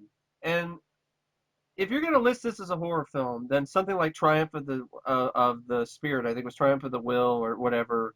It's a film with Willem Dafoe, which is a really good movie, but it's not really what I would consider a horror film. Although it has some really, you know, scary, really messed up stuff. Yeah, Triumph of the Spirit. Schindler's List. Schindler's List has some horrific scenes in it. Doesn't mean it's a horror movie. Well, if you want to just put something like Watership Down Yeah, see, that's or the something, thing. If you're gonna, that's a yeah, it, disturbing movie if you're yeah, if you're gonna take, young and animation. if you're gonna take creative liberties with with the horror, in your best horror films list, I just don't think that's appropriate. I really don't because it's just if it's not a horror film, it doesn't count and it should not be on your list. Um, because that just cheapens the genre as a whole for me personally. Because then anything with a scene that's remotely horror, like you said, Watership Down could be considered a horror movie. and it's not really a horror film. Or hell, what was that one? Marathon Man with Dustin Hoffman and Laurence Olivier has a very terrifying torture sequence. You know, is it safe? But it's not a horror. Or the Plague Dogs. Yeah, You heard of that? yeah, I've heard of that one. That's got some horrifying That's a sequence in it. animation Yeah, where it's dogs escaping because they're going to be performed like vivisection. yeah. And what's that called? There's a certain word. You th Euthanasia. I think that's part of it, but I know like uh, They do yeah, experiments and stuff on them yeah, too. experiments and uh, It's animal testing. yeah, it's a lot of crazy. Like that's a movie if you want to talk about that. I mean, Or Schindler's List. But it's not a horror film.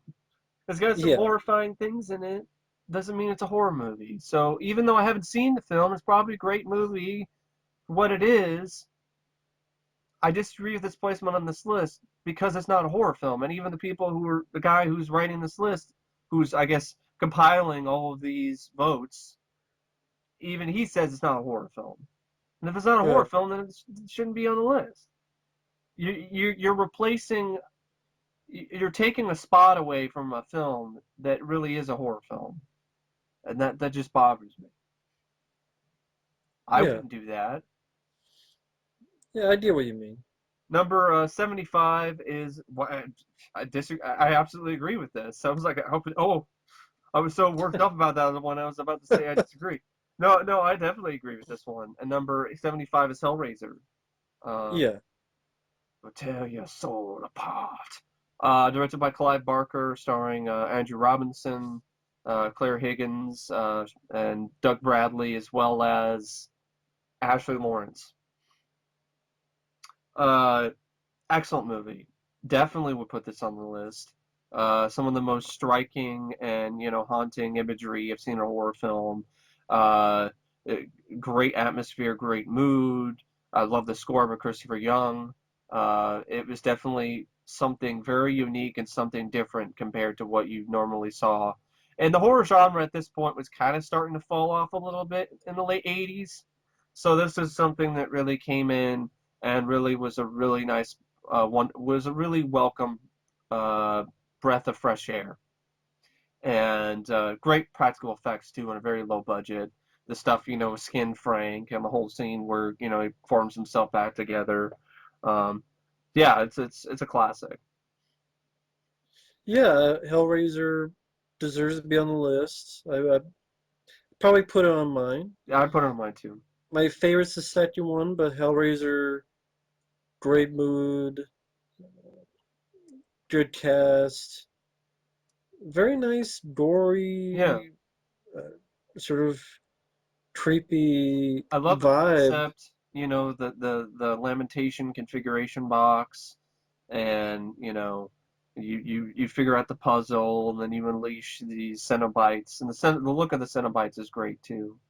Uh, every goth's wet dream. But yeah, Yeah, the Hellraiser. like the ultimate torture porn series, if you think about it. But because there's more to it than just the torture porn. That's the thing. That's how I always felt about the Hellraiser films. Like you do have this torture porn elements you see in stuff like Hostel and later and Saw, but there's much more to that. Yeah, Hellraiser. Yeah, just a well done movie. In the rundown, they mentioned Maximum Overdrive, which is a film I put on the list, but it's not on this list. Understandably, a lot of people hate that movie. So Exactly. number 74, I've heard of, but I've never seen. Black Sunday, directed by Mario Bava, starring Barbara Steele. So I Never don't know saw what to it. say. I can't really say whether or not I agree or disagree. I know I've seen a trailer and I've heard of it. It does have some really intense sort of sequences for the time. I mean, like putting a, I think that's the one where they put the mask on, where spiked mask is hammered into the face of Barbara Steele. Hmm. Number Okay. 73, though, I definitely agree. I like this movie a lot. It's a Black Christmas from 1974, directed by Bob Clark, starring Olivia Hussey. Keir Dullea, Margot Kidder. Love this movie. It's in a lot of ways, it's very definitely an underrated movie in some ways, but it's also a pioneer in a lot of ways in terms of the slasher genre because along with Texas Chainsaw Massacre, this is one of those films that kind of paved the path, so to speak, for a lot of slashers that came after it. Um, it's got great direction by Bob Clark. It's got some very iconic imagery, with the girl in the rocking chair in the attic with the bag over her face. Um, yeah, it's an excellent film. I definitely put it on my list. The whole phone call stuff, the scene phone caller. Uh, Speaking of phone calls, When a Stranger Calls would be on my list as well, but that's not on here. Yeah, that'd be on my list as well. But I really do like Black Christmas though. It's one of those slashers that it's definitely got an artistic approach to it. It doesn't feel cheap. It doesn't feel like oh, it's just there for blood and guts. And I don't mind a good gore fest, but that's not really the type of movie that it is. So it does a great job building suspense, and Right. yeah, it's definitely one of my favorites. I've only seen the film once. I need to watch it again, get more of a better input on it. Number 72, in 100% agreement. Fuck yeah. Definitely be on my list. Number is Aliens, directed by James Cameron, starring Sigourney Weaver, Michael Biehn, Lance Henriksen, among Oh yeah, other without a doubt. Yeah. cast, great cast members. Um, what more? I mean, what can I say that hasn't already been said about Aliens? It's one of the greatest sequels of all time. It ups the ante in so many different ways. It's an excellent blend of action, sci-fi, and horror. It's got the Alien Queen herself is a very horrifying creature, right up there. I think it's one of the scariest aliens I could think of on film, and one of the most effective ones as well. It just the effects by Stan Winston are just phenomenal. What he was able to do with mechanical effects and with the Alien Queen, it still looks real to this day. I literally thought they captured some space alien queen and found a way to control it and threw it on the set. Um, you got Hicks, he's a badass. Michael Biehn, you got the rest of the cast that's great too. Newt's a great character. Jeanette Goldstein, as Vasquez. Um, it's a film that inspired a lot of things. It inspired Halo, the video game. You got colonial marines fighting aliens. What more do you want? You got Bill Paxton, of course, as well. Game over, man. Game over. They're animals, man. They can't cut the power. It's a very entertaining movie. It's definitely gets your it's adrenaline pumping. It definitely has its fair share of suspenseful and scary moments too, like the scene where the facehuggers are loose in the med bay. Um, yeah, I would say it's a masterpiece. Absolutely, one of my all-time favorite films, and I love this movie. And it's one of the few films. I got a sort of relationship with it, because my mom she saw this in the theater, and it affected her so much she got heart palpitations. So when she was watching the movie in the theater, so that's pretty crazy. I've recently got the chance to see it in the theater with a whole group with a theater packed full of fans. It was a very awesome experience. We were quoting lines right and left, laughing, carrying on, having a great time. Except for like one asshole who came out later and said it wasn't that good, but whatever. He's a fucking hipster. He can go fuck himself. But anyway, Aliens is a classic. I absolutely agree with this placement on this list. I agree with every word Mike said. Every word that he said, I agree with. And put yeah, everything about it top down center. We should nuke that guy who didn't like it from orbit. It's the only way to be sure. We're just fucking around, folks. If you don't like the Yeah, movie, that's fine. I'm just right. messing around. Anything else you want to add about Aliens? Classic. It would definitely be on my list. Definitely put it higher on my list. Yeah, with my Uh, list, it would be hard for me to do like a top whatever 10. So the kind of thing how I would do it would maybe, you know, that's the thing. I like so many things equally Yeah. sometimes. So I would maybe try to see if I can find movies like that I like pretty much equally for the list. And if I can't, then maybe like the ones like in the end of it would be ones that are like 4.5, 4-star flicks or whatever. Right. Or just films I have a personal connection with that maybe not are not the greatest movies ever, but I really Yeah. like Cameron's Closet, for instance. But yeah, Aliens is a classic. Definitely put it on my list without a doubt. So Yeah, just an awesome you put it movie. higher in your list? Yeah, it'd be in my, for me, easily top five. Yeah. Next one is number 71. It's The Old Dark House from 1932, directed by James Whale. It's got Boris Karloff, Ernest Theiser. I think he was also in Frankenstein. Ernest, I think he was. I know Boris Karloff was. I haven't seen The Old Dark House. I've heard about it, but I've never seen it, so I don't know what to say. Yeah, I haven't seen it. I've heard about it through, again, documentaries, but I haven't seen it, so I can't say anything about it. Next one is 70 through 61. Now we have number 70, another film I haven't seen. It's Kill Baby Kill, a 1966 film by Mario Bava. I haven't seen it, so I can't say whether or not I agree or disagree with its placement on this list. Have you seen it? I have not. Next one is number 69, The Cabinet of Dr. Caligari from 1920, directed by Robert Winey. I don't know how to say his name correctly. Starring Werner Krauss and Conrad Veidt. I wouldn't put it on my list. Yes, it's a pioneer in a lot of ways. Okay, it's one of the first horror film. I get it. It's just not a film I'll watch over and over again. It's a film that I've seen once. I think it was in a film class, and it's got some great visuals for the time, but I don't really feel there's much of a story. It's not really a film that I would watch over and over again.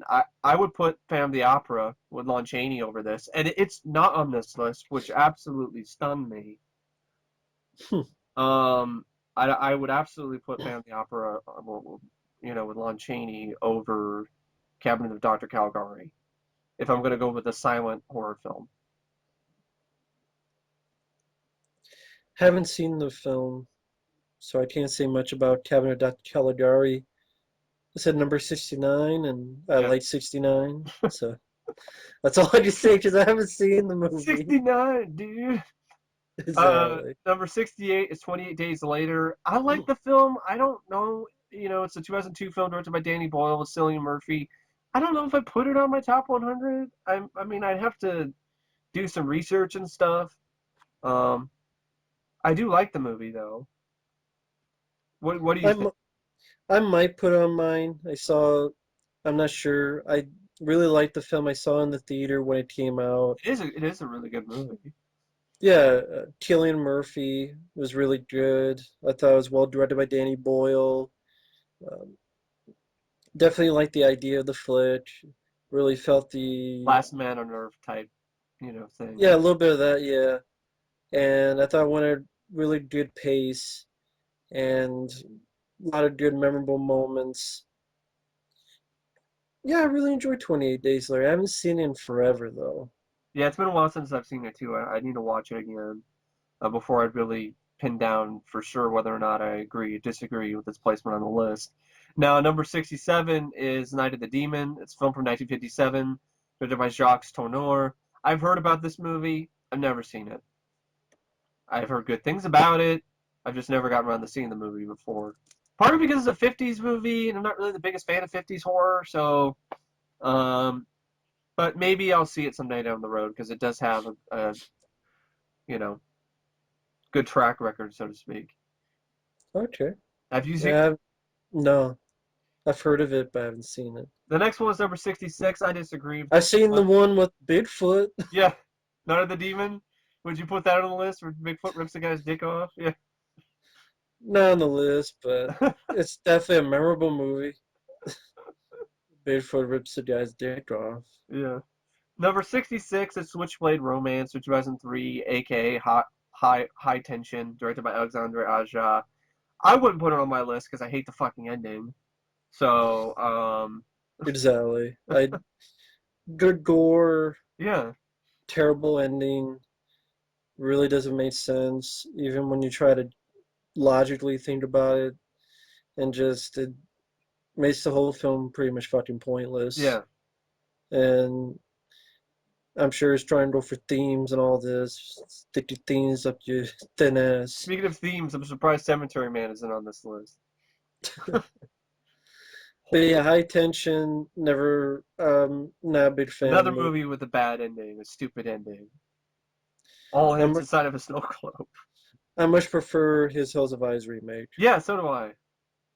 And So that would be on my list, it's Hills of not on the Eyes. list. It's not on this list. The Hills Well, of of Eyes course, remake. I figured, but it would be on my list. Number 65 is Pulse, the original, the Japanese film from 2001, directed by Kiyoshi No, Kurosawa. I never saw it. Didn't really interest me. The I concept of it doesn't interest me. saw the remake. It does suck. I have no interest in these Japanese ghost movies. I'm not a fan. Not my genre. Number Except, 64, except the remake of The Ring, but that's the yeah. only exception. Number 64 is The Beyond from 1981, directed by Lucio Fulci, starring Catherine McCall and David Warbeck. I love this movie, so I definitely put it on my list. I think it has some amazing visuals, some great bits of gore. It's very imaginative, crazy, weird zombie movie. I, I like it a lot, so I put it on my list. I like the film. It wouldn't be on my list, but I still like the film. Um, the ending was weird. Yeah, but I mean, sometimes it's like weird, I but like it's like I don't 100% understand what's going on. I got it. The kind of thing that the painting or whatever, I think represented hell. And so when they went inside, when they ended up in this world that was all gray and whatever, Yeah.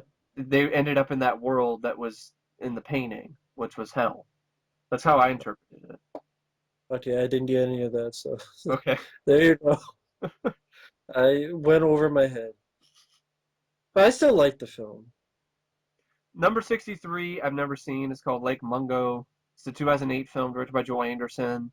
It's a found footage movie, or mockumentary film. Have you seen it? No, uh, I mean, I haven't seen it, but there's other found footage movies I enjoy more. Well, I mean, I haven't seen it, so I can't say that, but there's other found footage movies I like that would be on my list. I would put The Tunnel on my list. So would I. I would I'm not put a big fan of found footage, but I really like The Tunnel. and The Blair Witch Project is one of my favorites, so it'd be on my list. Probably not of mine, but maybe I would need to Right. watch it again. Um, yeah, Blair Witch Project and The Tunnel would be on my list, but yeah, I haven't seen Lake Mungo, so I can't say anything about it. Number 62 is The Night of the Hunter, 1955 film directed by Charles Laughton, starring Robert Mitchum, Shelley Winters. I like the film. I don't know if I put it on my top 100.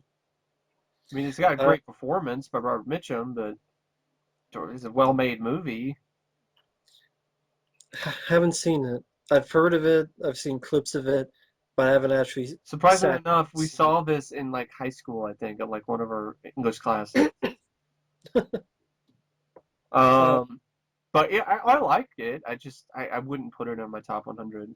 I know, shock, awe, it's What's weird about this list is saying all these experts, but it doesn't say which experts specifically said yeah, this and that. yeah. So, That's the thing. Yeah, like, who liked it? Who yeah. gave it approval? I know.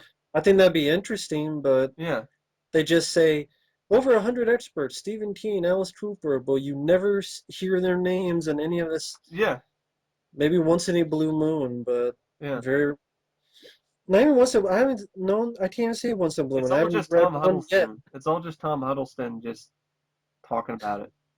Okay, that's not Loki, right? That's No.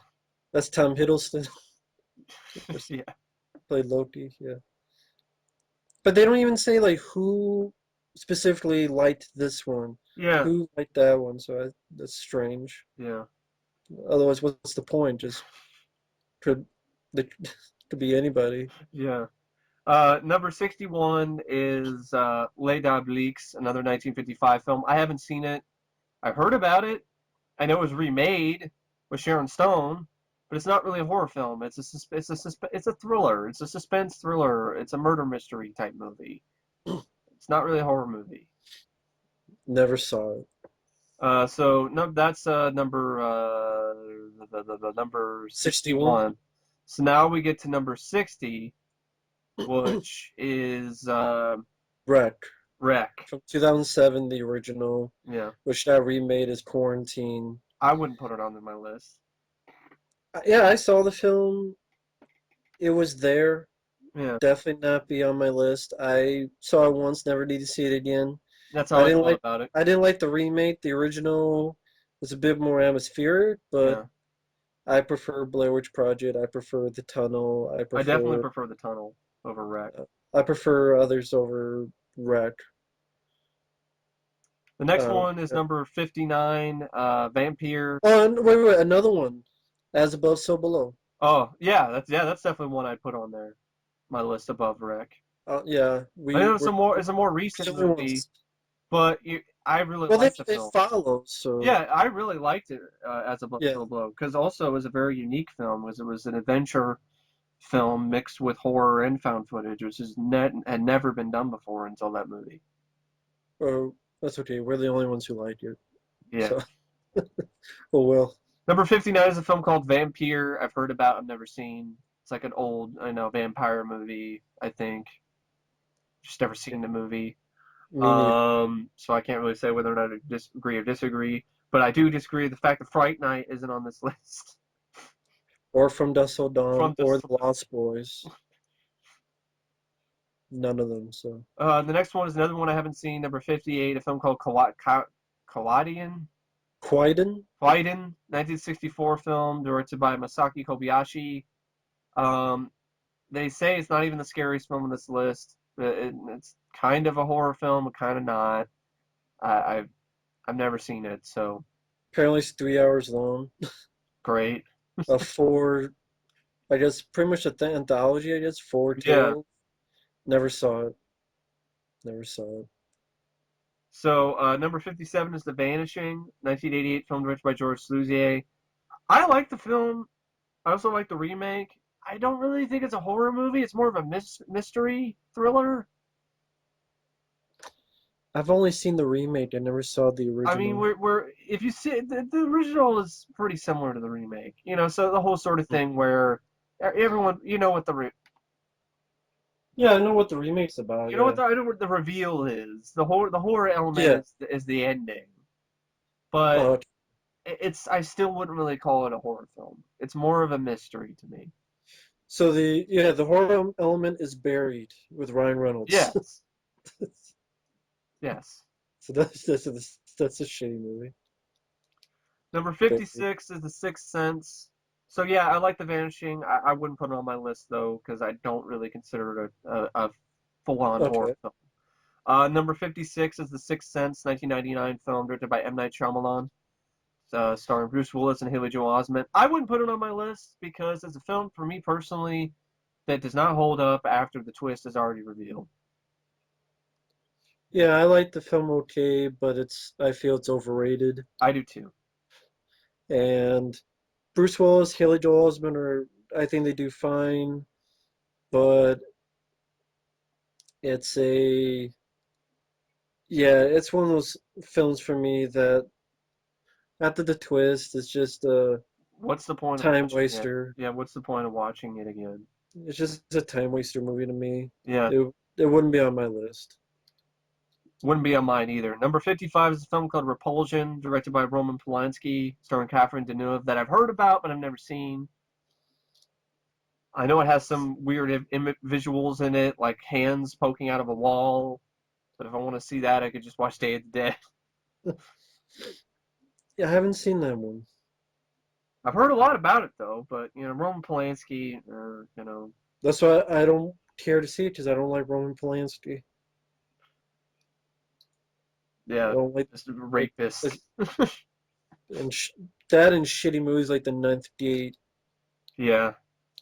Might as well I'm be the surprised. I'm ninth. surprised that isn't on the list. More like the ninth bait with the way he ninth was a date bait or something. Yeah, date rape. The ninth date rape. The ninth plit bait. The ninth date rape. Number 54 is Eraserhead, That's a 1970. that's his autobiography. The ninth date rape. Yeah, that- that's his autobiography title. Number 54 is Eraserhead from 1977, directed by David Lynch, starring Jack Nance. I actually haven't seen this yet. I've heard about it. Oh, some fucking weird ass, crazy fucking movie. David Lynch. Yeah, overall I like it for its weirdness. Like one scene a head just falls off. Yeah. But it's one of those movies that It's just weird shit and nothing else. that's what it seems like. If he has a point, then I don't know what the hell the point is, but it's one of those movies you watch and it's like nonsensical Yeah. on purpose, and it's do you want to watch a movie that makes zero fucking sense or not? And usually for me, Yeah. I want to watch a movie that makes sense. Yeah. Do you consider it a horror film? Yeah, Okay. but for different reasons. Yeah. It's not scary. It's images Yeah. and craziness, Hmm. and I just understand it being called a horror film, but it's just honestly, It's like What's the there's no plot? point. Yeah. It's like there's no point. Might as well just be a short film, just a bunch of art film, just a bunch of art. It's just an art project, right? Might as well be. Exactly. Yeah, I still like it for the weirdness, Yeah. and it's definitely original, but it's not a film I'd rewatch much. Number 53, I'd put on my list along with a bunch of other Argento films because I love Argento. He's one of those few directors that does have movies that are like style over substance, but he's so great at it that, I'm willing to accept it. Um, and that is Deep Red is number 53, directed by Dario Argento, starring David Hemmings and Dario Nicolodi. I think I think it's an excellent film. Great Yeah, great pick. visuals, great score as usual. Direction is top notch by Argento. Um, and one of his films that does have more probably the most substance. There's a plot going on in there that you can Yeah, there follow. is. Yeah, I would say it's probably my favorite. No, I would say it's my favorite Argento film. Hmm. I like David Hemmings. I thought I went at a good enough pace. I thought the kills were interesting Yeah, and Argento's he's a maestro of that kind of stuff too. yeah, very well directed. And yeah, I really enjoyed Deep Red. It's definitely of all the Argento films, the one I would be more willing to watch again. Number 52 is The Devils, a 1971 film directed by Ken Russell, starring Oliver Reed and Vanessa Redgrave. I like the movie. It's been a long time since I saw it. It was a crazy ass movie. I don't necessarily know if I call it a horror film because a lot of it's just human sort of horror. But at the same time, I'd put Henry Portrait of a Serial Killer, so I guess you could say, but it's more of a historical drama with some fucked up, crazy shit happening in it. But Never saw it. it's a trip. I'm gonna say that it definitely is. It's somewhat based on a true story of these incidents that took place in a French town of Loudun in the 17th century. It shows that you don't really need ghosts and zombies or undead people to be really messed up and scary, because there's all these religious fanatics. That's why it's called the devils. Is that there's like these religious people who are Christians, you know, go like devils in this instance because they just go absolutely insane in this movie. Um, but yeah, definitely a crazy film. I don't know if I put it on my list though, because it's been so long since I've seen it. But yeah, I can understand why people would put it on their list though. Number 51 is a film. I still need I need to get around to seeing. I've heard good things about it. I have it. I do want to see it because the trailer has always interested me. I've just never gotten around to watching it yet. And that movie is the Descent, 2005 film. This is number 51, directed by Neil Marshall. I'll That's a give the good one. floor to this guy. 'Cause you've No, seen The it? Descent. I'm not sure if I put in my 100, but it is a well done movie. Neil Marshall. It's definitely well done gore. It has a good atmosphere in the caves. It's definitely a lot better than Alien 2. Alien 2 on Earth, There's a if you lot did of that right. there's a lot of movies that are better than doing. But if you did that movie right, it'd be The Descent, Cave Dweller. Like, there's cave people go into a cave. Hmm. The creatures, cave dwellers, who they can't see, they can only hear, which makes sense. So, kind of like what a bat would have, Yeah. the senses wise. It's the lighting is well done lighting in the caves. The acting's not bad at all. Good enough pace. Some good shocking moments that won't ruin for my tier. Hmm. Uh, Overall, I liked it. I know depending on which version you see, the American or the Oh, overseas, there's a the endings. difference? Huh. In one, the ending is extended, Okay. depending on which Does that version you make much see. of a difference? Yeah, Okay. I'm not sure how to say it without spoiling Okay. it. So just recommend to people like which one should they go? Should they the which is it the UK one that's extended or is it the American one? I, the American is extended. Oh, okay. All right. Okay. Yeah, I can't say anything more because I give it away. But That's fine. Just it's just you well, know, American is extended. so people The know. American is extended. All right, cool. I definitely need to give that a look sometime. Number 50 is a film called Peeping Tom from 1960, directed by Michael Powell. It's kind of the same. It's Psycho that came around the same time. I saw it once a long time ago. I didn't mind it, but it would not be on my list. I know a lot of people love this movie. I wouldn't personally put it on my list. That's just me. I've never seen it. Number 49 is Ringu, from 1998, directed by Hideo Nakata, the original Ring. I didn't care for it at all. I prefer the remake. I don't mind. I like the remake of The Rain. I don't. I put that over the original, but the original I didn't care for at all. Yeah, I didn't mind the remake too. It's been a long time since I've seen it, but I remember not being that impressed with the original, so I probably wouldn't Well, put. actually, we'll put it with the Descent. I guess technically the UK is the extended ending, Oh, but okay. it's the reason I said you. It's hard to even explain. If you've seen the film, you know what I mean Hmm. by why. Okay. It's kind of extended, but kind of not. That's only unless Mike Okay. wants to give it away. No, don't give it away. It's fine. It's fine. Okay. Because there might be other people who are listening to this who Okay. haven't seen it. All Uh, right. but then so yeah, Ringu, I wouldn't put it on my list. No, I didn't like it. Number 48 is Invasion of Body Snatchers, the original from 1958, directed by Don Siegel, starring Kevin McCarthy. I don't mind the film. It wouldn't be on my list, though. That's just me personally.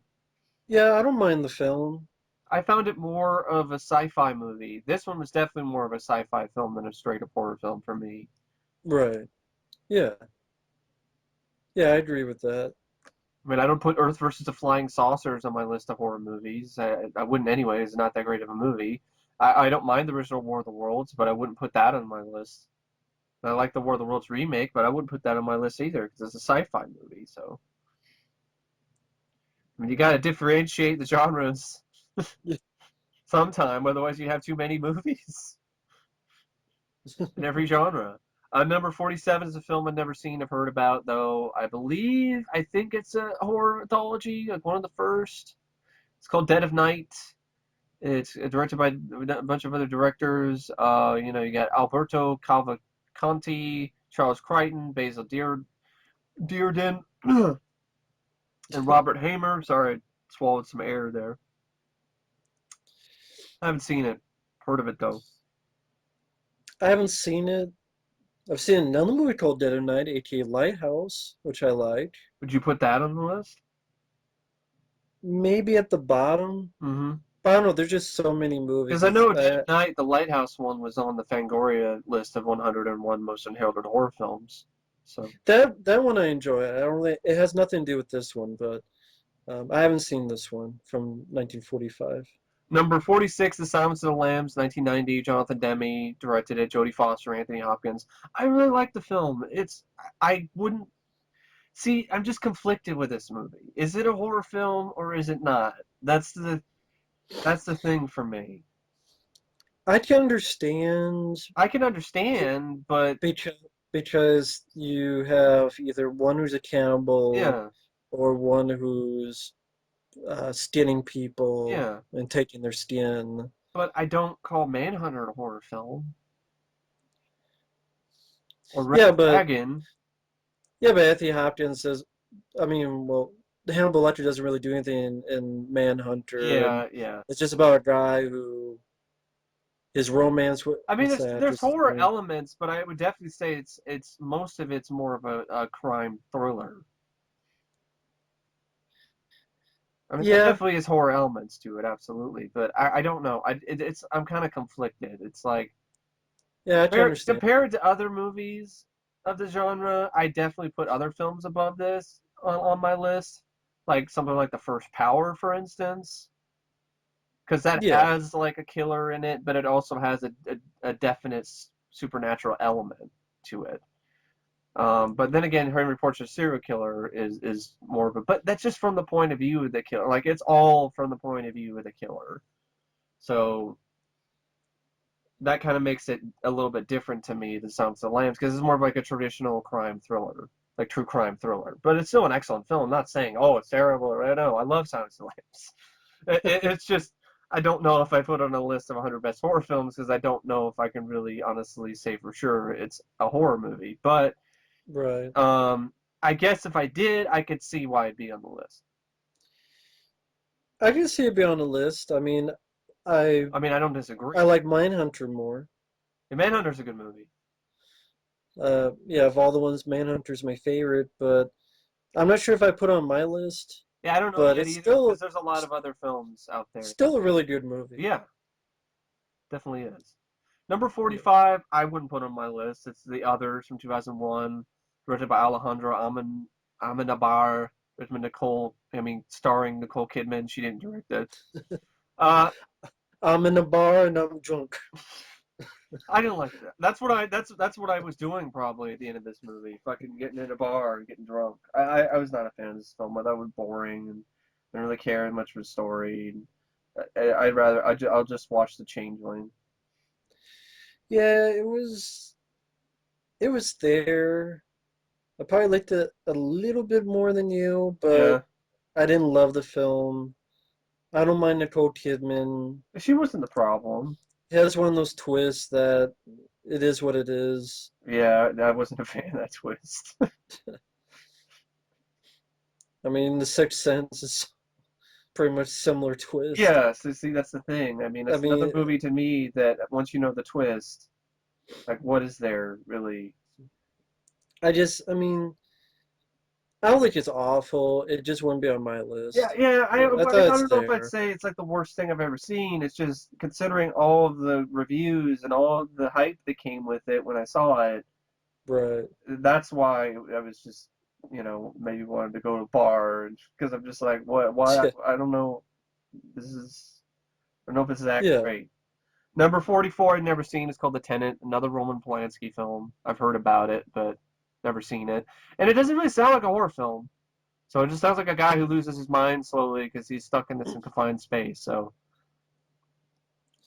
Yeah. I mean, I haven't seen it either.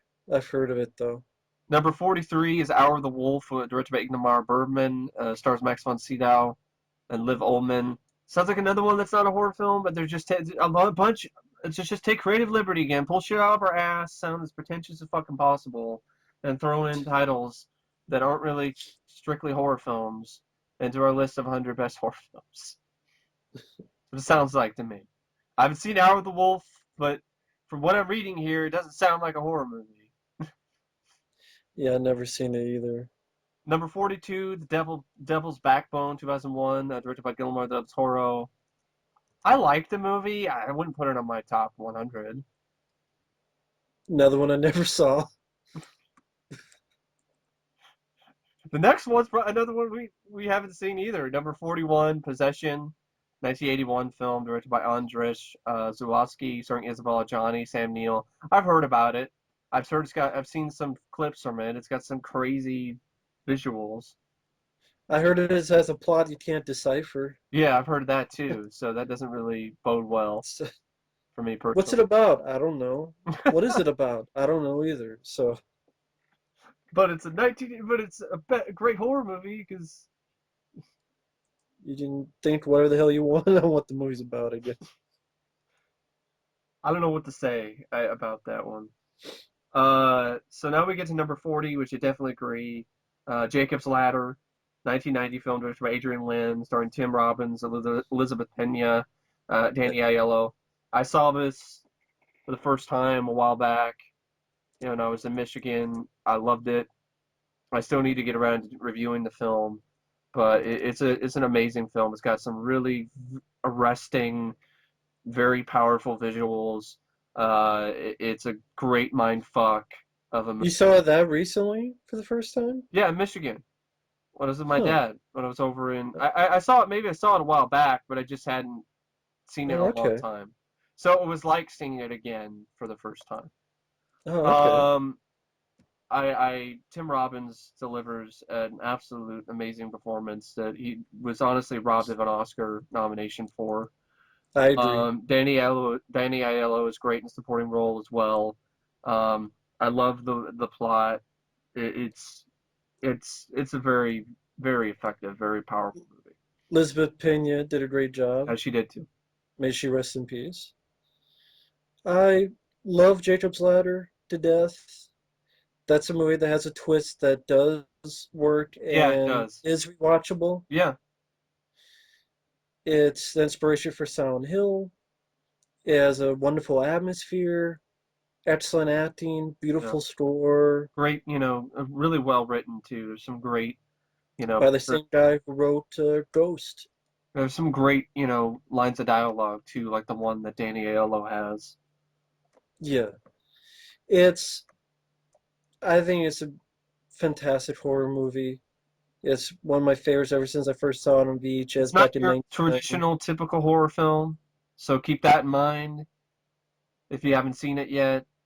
Right. But it's definitely got some very, definitely has some horror in it. Absolutely. If if anyone ever has a copy or makes a copy with the deleted scenes put back in, that'd be great for them to do. A company out there, because I think the deleted scenes should have been in the movie. Hmm. Because I think they're great deleted scenes. I think there was a written interview with Tim Robbins. He seems to like the movie and he's proud Yeah, of it, which that's really cool. that He is really should be. And another kind of film that deals with similar stuff like that I put on my list that I really like is Flatliners, and that's not on this list either. Um, yeah, this is the same kind of personal demons type movie. Isn't that kind yeah, of Jacob's Ladder is a lot like that? Deal with your personal yeah, demons. And Flatliners is also a lot like that. And there's a lot of scenes in yeah. Flatliners It that are is. kind of shot in a way that reminds me of Jacob's Ladder as well. Yeah, I agree with that. I Um, like Flatliners as well, The next one is number 39, Cannibal Holocaust, 1979, 1980 film, directed by Ruggero Deodato. I which you like, did a good review for. thank you. I like the movie. I would not put it in my top 100. It would be outside of it because there's other films that I would definitely put on over Cannibal Holocaust. I definitely wouldn't put it this high. Right. Um, I talked about it for over an hour, so if you want to know my opinions of Cannibal Holocaust, watch my review. I think it's a very powerful, effective film at moments, but that it doesn't need as much animal cruelty and animal killings. It's just senseless and pointless. Um, a little bit too much rape for my taste as well.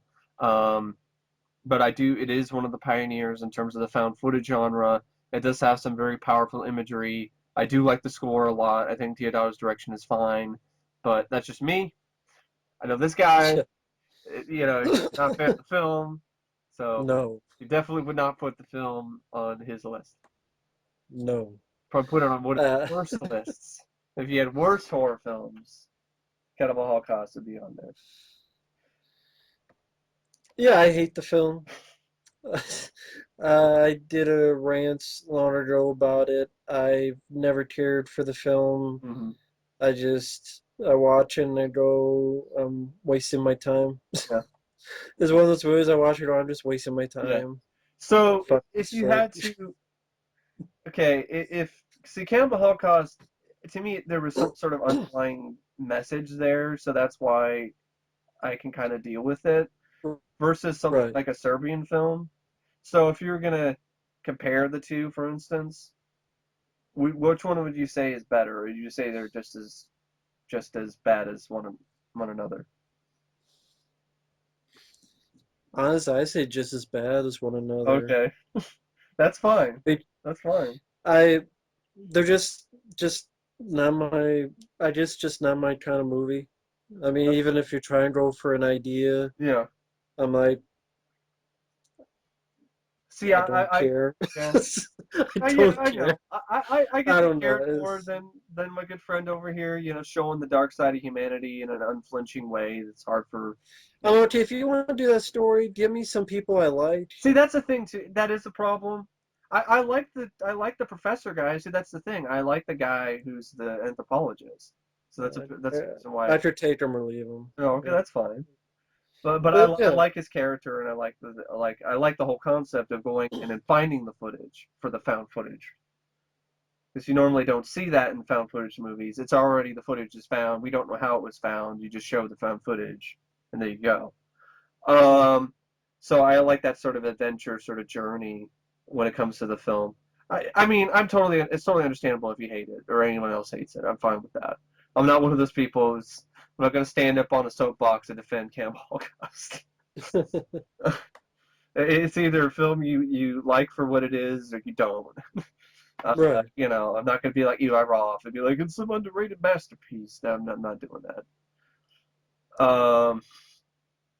The next one, Enough that he made his own movie, The Green Inferno. exactly, which is a homage to the film because the original title for the movie was The Green Inferno. The next film is number 38. It's a film called Eyes Without a Face. I've heard of, but I've never seen. Yeah, I'd I, never seen I it. know it was technically remade. Hmm. I think as a Tom Cruise film. Oh, Eyes Wide Shut? Yeah. Oh, okay. No, I've never seen that one. Have you seen Eyes Wide Shut? Actually, no, I haven't seen that one. It's just Hubert film I've not seen. It just nothing about it interested me.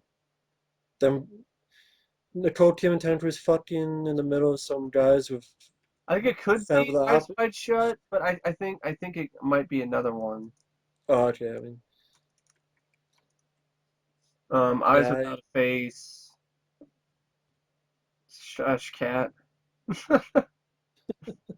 I'm just yeah. trying to see what the remake is. Uh, it was somewhat remade, I thought. Maybe I'm wrong. Maybe it's something else. Yeah, it's a different movie. I was getting confused. Yeah, it's a different film. The next one is number 37. See, I haven't seen the movie, so I don't know whether or not I agree or disagree with this placement on the list. Number 37 is Frankenstein, 1931, James Whale, Boris Karloff. I don't know. Maybe it is a classic. It's one of those Universal monster films that I do like. I don't know though. I mean, I personally prefer Creature from the Black Lagoon because that's just my favorite Universal monster. So I'd probably put that above Frankenstein, but I might still put Frankenstein on there. I don't know. I'd have to watch it again. Yeah, I really enjoy Frankenstein. I'm fine with it being on the I'm list. fine with it being on the list too. Um, yeah, I reviewed the film long ago on my channel. Yeah, of the Universal films, it's definitely one of my I favorites. put The Invisible Man on there too because I really like The Invisible Man. I think it's an underrated, Universal Same here. monster flick. And that's not on the Same here. list either. I don't think Dracula is either, so I'm okay with it. Right. Number 36. is The Wicker Man, 1973, not the remake, not with Nicolas Cage, the bear suit beating up on women and and the bees. Oh God, no, not the bees, not the bees. Ah, ah. Why did it get burned? How did it get burned? We're talking about The Wicker Man, the original, directed by Robin Hardy, starring Christopher Lee. I've heard of it. I haven't got around to seeing it yet. So, Yeah. but I've seen the remake and not the original, which is crazy. Yeah, the remakes just yeah, On a list of so bad it's good movies, may I put it on there, the remake. perhaps, yeah. Number 35 is Carnival of Souls, 1962 film. I'm not a fan of this movie, to be honest. I'm really not. There's some creepy imagery, but I was more bored by this movie than scared or really, you know. The remake's definitely worse, but I'm just, it's not my cup of tea. Film directed by Herc Harvey. Um, I've seen this film, and this film I think is god awful. I think it's a piece of shit.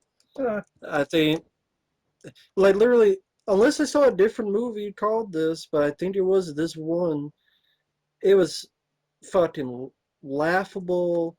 I cannot believe the high marks it gets. I'm like, this is such a cheap, low jack horse shit. And I don't know, maybe I saw a completely different film than anyone else, but I'm watching this, I'm like, it was the black and white one, right?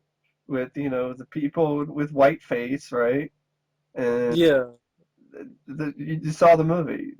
This yeah. I this don't this understand woman why. has visions after surviving a car accident. There's a Yeah, that's the Thai one. Yeah, portion. Yeah, I don't understand at all. It was boring. I thought it It was was boring too. slow. It was laughable at times. It was cheap jack horse shit at times. And I'm like, really? This movie is considered a classic? Am I is this a different movie that I'm seeing? Did I No, see a different version? I mean, no, we saw the version. I feel similar to you. Like I was just not impressed by the film. I was disappointed. yeah, yeah, So I I saw. I'm like, disagree. I really? wouldn't put it on my list. Yeah, I will not. No, not by far. Will not put on my list. Number 34 is Bride of Frankenstein, the sequel to Frankenstein with James Whale, directing again Boris Karloff and Elsa Lanchester, uh, Colin Clive as well from the first movie. Would you put Bride on there on your I list? like the film. I like the first one more. Yeah, I agree. I don't know if I put on my list again. There's just so many Yeah, other so many. movies, Yeah, but I still like the film. But the first one I prefer. I agree. I don't know. Yeah, I'd have to watch them again to Still, pin it's a down good exactly. movie. It's still a good movie though. Number 33, no, fuck off. Just no. 'Martyrs' is a piece of shit. 2008 film directed by Pascal Laugier, and that's number 33 is Martyrs. If you want to see 50 minutes of a woman getting the shit kicked out of her, sure, that's your movie. Yeah.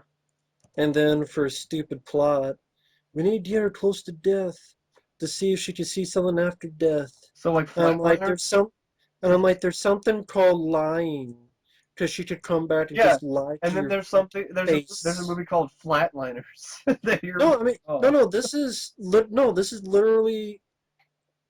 It doesn't show it like flatliners Oh, her okay. dying. No, this is literally. Okay, now tell me. That's That's what they want. stupid. What do you see? What do you see? Yeah, I I saw didn't. it a long time She just ago. seeing hallucinations. She just see fucking Elvis or something after that much pain Bubba and being Hotep. skinned alive, Yeah. and she just see anything. She could Speaking hallucinate. of Elvis, would you put Bubba Hotep on your list? Maybe, Yeah. maybe. Because you put it Do on really over enjoy you that. put it on over Martyrs. Yes, Mars is overrated bullshit. Sounds like a shitty movie. I think I saw it once and I already forgot about it. In fucking Hostel, I put over Martyrs. You wouldn't put it on your list, right? No, But no, but I think even Hostel's better than Martyrs. well, I'm not that's even that's much of a Hostel that's fan. that's saying something. That really is. At least Hostel, I like the third act. Yeah, something. Martyrs is just boring with a stupid plot. We don't get you close to death so you could tell us. I'm like, they could lie. They could be bullshitting you. Or how do you know they're not seeing a hallucination? Do you Or they're think? not Yeah. so blinded with Do you pain they'll consider it tell a you horror film? anything. It's a horrible film. I mean, yeah, I guess it's horror because it's a girl being tortured for like 50 fucking minutes and Yeah, but that shit. kind of that that kind of that's like torture porn, really. That seems like more torture porn to me than true horror. Well, I mean, like if Hostel's a horror film, yeah, Martyrs is a horror film, but Yeah. it's a horrible film. It's an overrated fucking hell movie that got a remake. Yeah. That already got remade for some stupid reason. American remake. Yep. Fuck Martyrs. Any version. Number Up no, stupid ass. Number 32 is Cat People, the original from 1942 by Jacques Tourneur. I like the remake more, and I'll probably get a lot of shit for this. But I saw the original. I thought there's some good imagery. It just wasn't for me, I guess. I, I Haven't like seen I the like the original. remake a lot more. Haven't seen the original, so I can't say anything about it.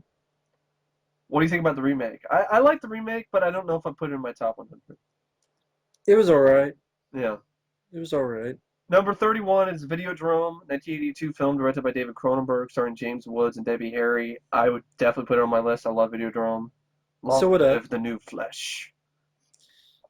Yeah. Well So great directed. performance of James Woods, great practical effects. I Yeah. think Rob Bottin, I think, did them. I think it was Rob Bottin. I'm not sure. Um, yeah, very powerful film, great movie, dealing with, S&M and cable TV, you know, very original, very unique, very strange, surreal film. Typical Cronenberg. The scene where James Woods, puts his hand through his stomach, and there's like a beta tape player in there. I mean, it's crazy. Very iconic scene. Yeah, Videodrome, I think is great. I think it's yeah, like you said, James Woods is fantastic, and the effects are well done, and has some interesting ideas, and yeah, really, just a really solid flick. Yeah. Number A little bit 30. confused, a little bit confusing to me at times, but Yeah, well, that's Cronenberg for you. yeah. Number 30 is The Changeling from 1980, directed by Peter Medak. Uh, Okay, let me ask you about Videodrome real quick. yeah, Okay, like when he shoots the guy and he explodes, uh-huh. what's happened in real life? I think Is he that's I think that's what's is happening in real life. that's really happening in real life? He's exploding, I or mean, is it it just could be right. I don't know. Yeah, that's an interesting question because a lot of people don't react how they would if somebody was like, "Oh," and shit was popping out of them. So maybe like it's is it one of just those. Maybe it's one of those like maybe he's on a different frequency, different channel, and mm-hmm. then it's he's in a different world, so to speak. Because I kind of had that feeling anyway, like when he put the helmet on. Yeah. So maybe he's in this world where, the what is it, Revok or something. He has Reebok. Revok. He has the power. He has the most power, kind of like the Matrix in this particular frequency or this world, and you know, by killing him in this world, then you're killing his, taking away his power in the real world or something. I don't. It's yeah. I a lot like other Cronenberg films. It's what the fuck.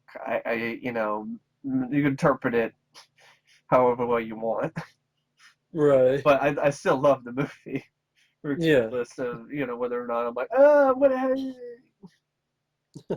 what. Number 30 is a film I just saw last night again for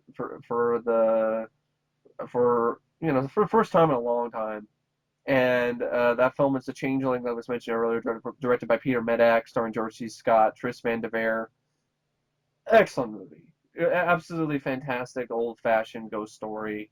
One of the best haunted house flicks I've ever seen. George C. Scott delivers a powerhouse performance in this movie. It's got a great score, great direction. It's a great old-fashioned ghost story mixed in with a mystery. So it's all these different elements that I love combined into one movie: mystery, horror, and a really good character piece.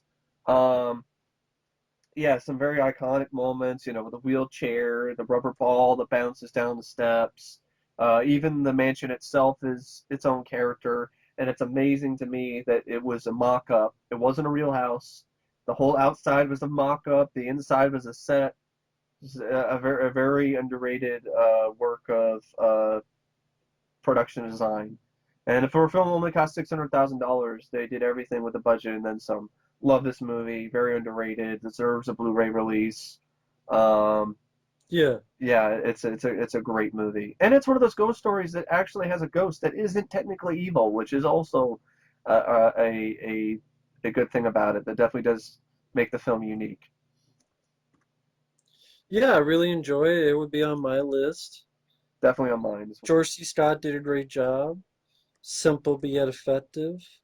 One at a good pace, interesting story. Old school uh, directing. Yeah. Yeah, I really enjoyed The Changeling. Definitely would be on my list. So and what makes it such a powerful horror film to me, and what makes it so scary and creepy and eerie, is that it only has a few of those moments, but it does them so well that it maximizes their potential. And so I think a Right, lot of other horror films nowadays should take a page from The Changeling and okay, instead of having a jump scare like every 5 minutes or whatever, and just nothing but jump scares, right. have a few scares, but do them really well, and then you'll maximize the potential, and then you'll have a very effective horror film because you have everything else around it is so well done with the characters and the writing and the story that all you need is a few scares in order to make it a very effective horror movie. You don't need 50 of them. Yeah, I definitely agree with you on that. Number 29 is one of my favorite Hitchcock films, The Birds from 1963, directed by Alfred Hitchcock, starring Tippi Hedren. I like the film a lot. I think it's a very effective movie. Um, Hitchcock sets up his shots well. Some great matte paintings by Albert Whitlock, who would, of course, go on to work on The Thing, John Carpenter's film. Um, Film that they're talking about remaking, which would suck. They already did that shit. It was called Birds 2 Land's End. It was horrible. Um, yeah, it's one of my favorite Hitchcock films. I actually like this more than Psycho. That's just me personally. Yeah, I really enjoy The Birds. It's definitely one of my favorite Alfred Hitchcock films, maybe my favorite. I'd probably put it on my list. Yeah, and I probably would too. It's a well done movie. I was definitely impressed. Yeah, well done sequences, For extremely solid something direction. as silly, as The Birds, it's a really effective horror film because it could Yeah, easily be something to just be just silly and stupid and laughable, but the way that he handles it is actually effectively chilling. I mean, because birds are everywhere. What if they did decide to just out of nowhere just fucking attack us? Pretty terrifying. right. Number 28 is The Evil Dead from 1981, directed by Sam Raimi, starring Bruce Campbell. I excellent movie. I definitely put it on my list as well as the sequel. Same here. Just great tour de force and direction, especially the Yes, last 20 minutes of the this is movie. this is when Sam Raimi was at his Worth a peak. shit. And yeah, definitely worth the shit. Definitely an example of what you can do with a low budget as well, Yeah, which is a Bruce lot. Campbell. Yeah, and Bruce Campbell worked well, and yeah, used this tiny budget It's nice to see to his character. extremely good effect. His character Ashley was a character that he doesn't become Ash in this. That's not until the Ash that we know, groovy and all of that. It's not until Evil Dead 2. I have to admit, I like Evil Yeah, Dead 2 more, but I still like Evil Dead a lot. And I still same put here. it on my list because it still has Yeah, very effective, very iconic sequences, with the clocks and all of that stuff and the blood filling up the light bulb and you know just a little bit of the stop motion sort of stuff with the possessed, and the character of Ash he's not a badass in this, and I like that. This is yeah, just a normal, regular guy put in a very extraordinary circumstance, yeah, exactly. and you definitely feel for him too. So it's kind of a character that's kind of written a way that a final girl is, but it's a final guy, which is very refreshing, especially nowadays. So definitely agree with its placement on this list. Number 27 is the Blair Witch Project from 1999. I need to watch this again. I mean, leave it to one of the film's biggest fans. He can talk That would be about it. me. Yeah, exactly. Yeah, first saw this film when it was on VHS when the film came out in '99. Did not know, well, I knew a teeny bit about it, had not seen a film like it before. It was the first I'd seen of this kind. Popped in the VHS tape, and it was like finding a tape that was left over. It was different. I mean, there have been a couple of films before, but for me at that point, it was, wow, this is original. Well, I like the really last like, broadcast, right? Wasn't that one that kind of predated this or whatever? yeah, but that's a piece of shit. I saw that after Blair Witch.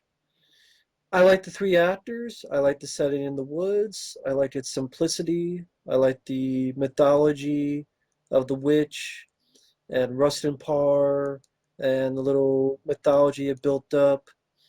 I like these three. I didn't think they were acting.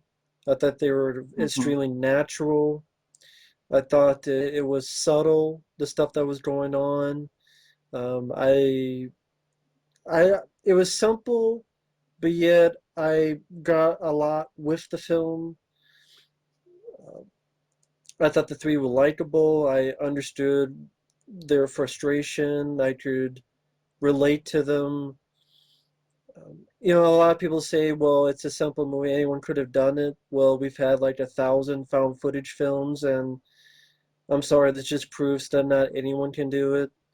it this one, the simplicity is what helps make it work. It's extremely effective that you don't see anything. It's just simple Use your noises. imagination type stuff. Old fashioned, Yeah, old school. your imagination, nice little touches. I mean, that symbol with the sticks is definitely an iconic symbol. With and the house with the children handprints on it, the walking all day and then find out you're in the same spot you were at the beginning of the day. Kind of like the And so, evolution of creepy pastas or, stuff like that, that's become very yeah, sort popular of over the what you would years. see in, yeah, like, what are some of them? Like What's that? Slender Man and stuff like that. Yeah, like Slender, that kind of thing. And also, you can make up your own mind. Is it I think a lot of easily this horror, supernatural? yeah. Maybe there's someone out there fucking with them. You can think anything you want. And yeah, what were you going to say? I think a lot of horror games have been inspired by this too, especially a lot of the more recent sort of computer ones you get on Steam, that Markiplier and some of the people would play through. I think they're a lot very inspired by this film, it seems like. POV, run around the woods, looking for clues type stuff. Yeah. And yeah, I mean, a lot of people hate the film, especially as time goes on, more and more hate it. But I still really enjoy the film. I just still watch it. I'm And willing to give it another look, maybe because, Matt and I have very similar tastes in things, so especially movies. And sometimes, we don't agree, and that's normal. yeah. That's natural. It would be weird if we all agreed on the same thing. And also, I think it helps that the acting is really good.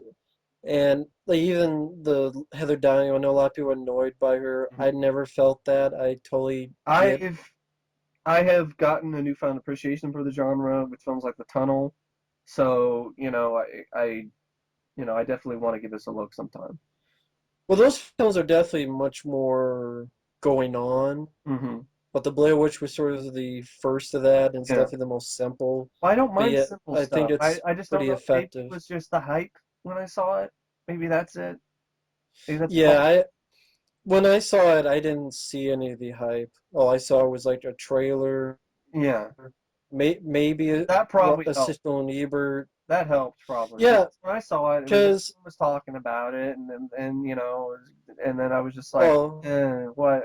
at my school, no one Big was deal. talking about because no one talked about movies at my school. Yeah. I was the only one, and I saw like one TV spot or trailer, Yeah. And this, I got one. to give the film this, even though I haven't seen it in a long time. I don't remember being a big fan of it the first time around.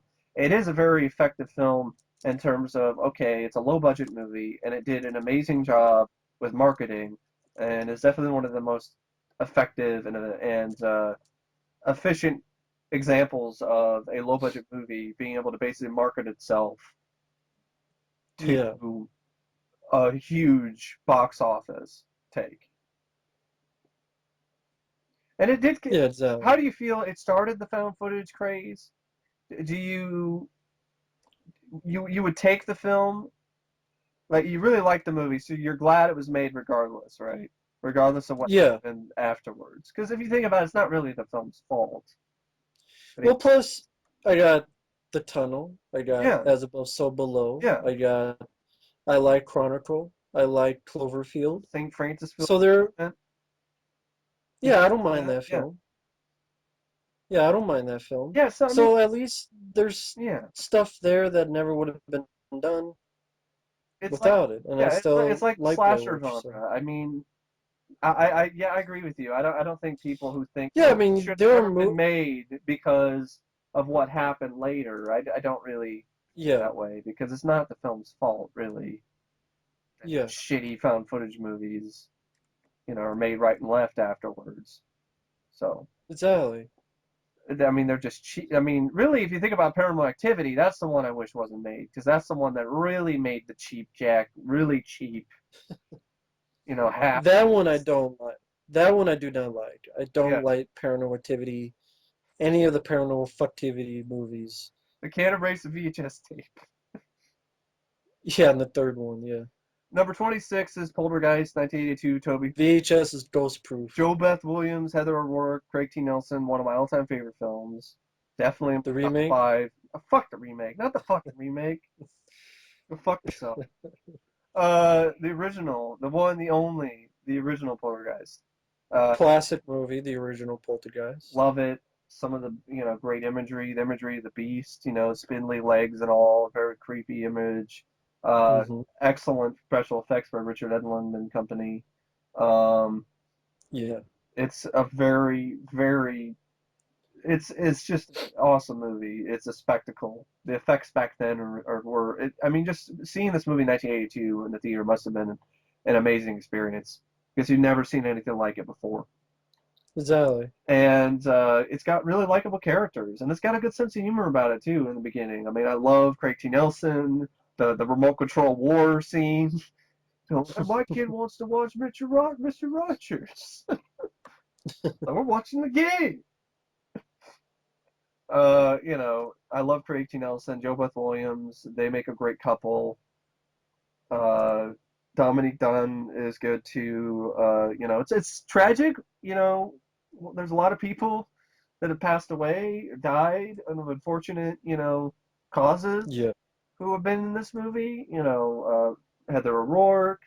Dominique Dunn was murdered by her boyfriend, who's a fucking asshole, who got released, Hmm. which is infuriating to me. Like, how the hell does he get released? I have no idea. Fucked up justice system back then. Um, but yeah, but the movie itself is a classic. You got iconic scenes. They're here. Um, The score by Jerry Goldsmith is phenomenal. The direction by Toby Hooper and Steven Spielberg, Yeah, or Steven Spielberg. I don't know which. I don't know for sure. Either way, whoever did it did a great job.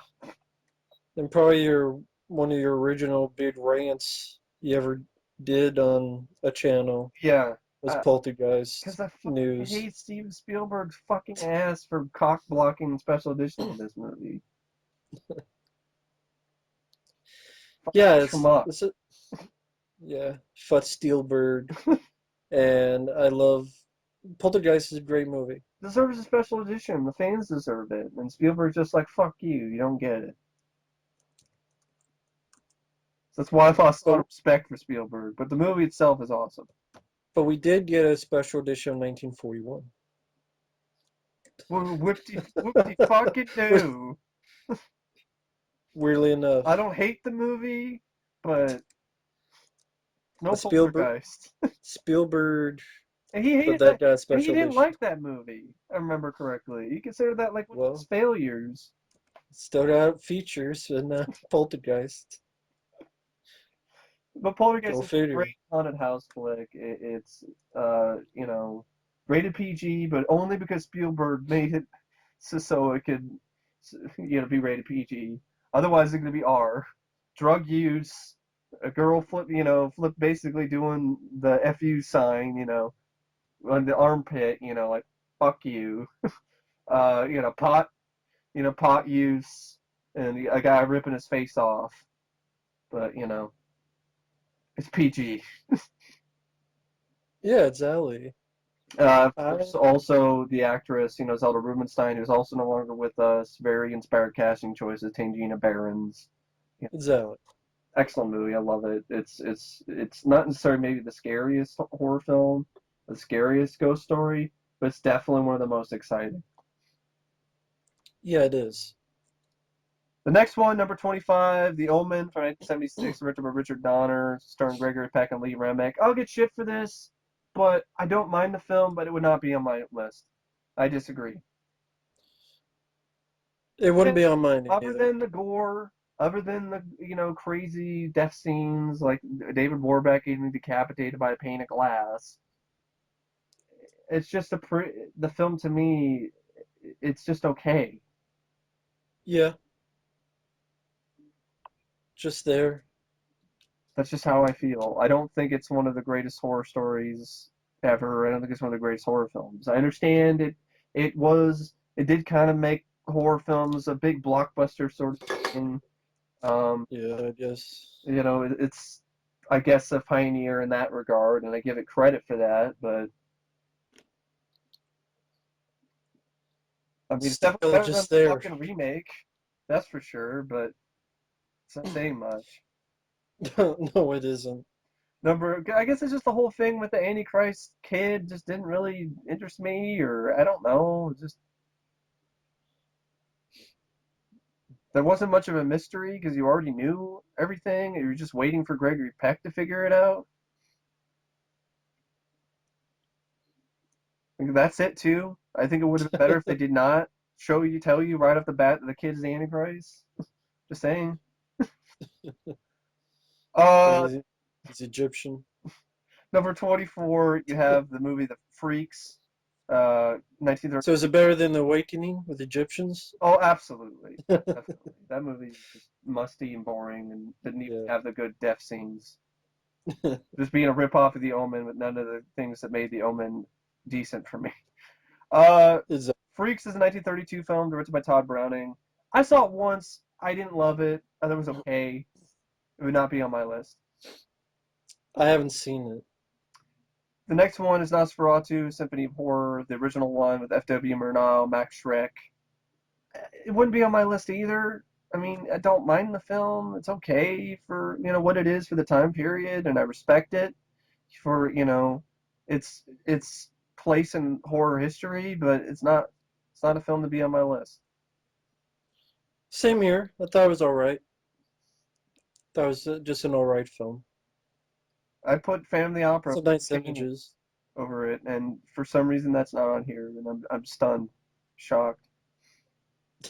The next one, number 22, I would put on my list. It's The Haunting, the original Haunting from 1963, directed by Robert Wise, starring Julie Harris, Claire Bloom, and Richard Johnson. This is a film that is one of those movies that is a hallmark, in my opinion, in terms of haunted house films. And it's also one of those movies that it's definitely a prime example of one of those films that it leaves everything up to your imagination. So your imagination can create something scarier than anything that the film can. And this film definitely lets your imagination run wild, especially if you're watching it late at night, in a dark room. Uh, Right. it's one of my favorite haunted house flicks, one of my favorite ghost stories. A lot of people might consider it silly or boring or old fashioned nowadays. I understand that. But it's just so effective to me because of the stuff that you don't see. Like, you don't see what's bending the door inwards, but the door is bending inwards. It's a very effective old school classic haunted house flick that is absolutely 10 times better than the remake, which is a prime example of how you fuck up this type of story and how you the wrong way. I've only seen it once, like a long, long time ago, so I can't really say much about it. It's been so long. So it's definitely one of those classic, things go bump in the night type horror stories. Right. I would definitely put it on my list. Number 21, though, I wouldn't put on my list because I wasn't that impressed by this movie. It's Audition, film from 1999, directed by Takashi Mike. Uh, M- McKay. McKay, okay. I just, this is a torture porn movie. This Asian chick kidnaps this guy and tortures him for the whole movie. Just really not my cup of tea. Wasn't that interesting to me. That was a little bit overrated. Yeah, it's There are moments not that made much me really happens with cringe. it. There's moments that made me cringe, but it doesn't mean it's a film that I really would put on my list of 100 best horror films. No, it was just boring. Not much happened, and watching like some crazy bitch, and then captures him and slowly puts needles in him. Yeah, And Takashi, I think you pronounce like Mike or something like DK, that. Mike. Not a big fan of the director. I've seen some of his other films. He's like never Ichi the really Killer. done anything. I've seen Ichi the Killer. It didn't do anything for me. There's another film he did. I forget what the hell It's an it's old movie. called. No, it was. I forget what it was. It just not my kind of director, I guess. His kind of movies just don't gel with Hmm. me.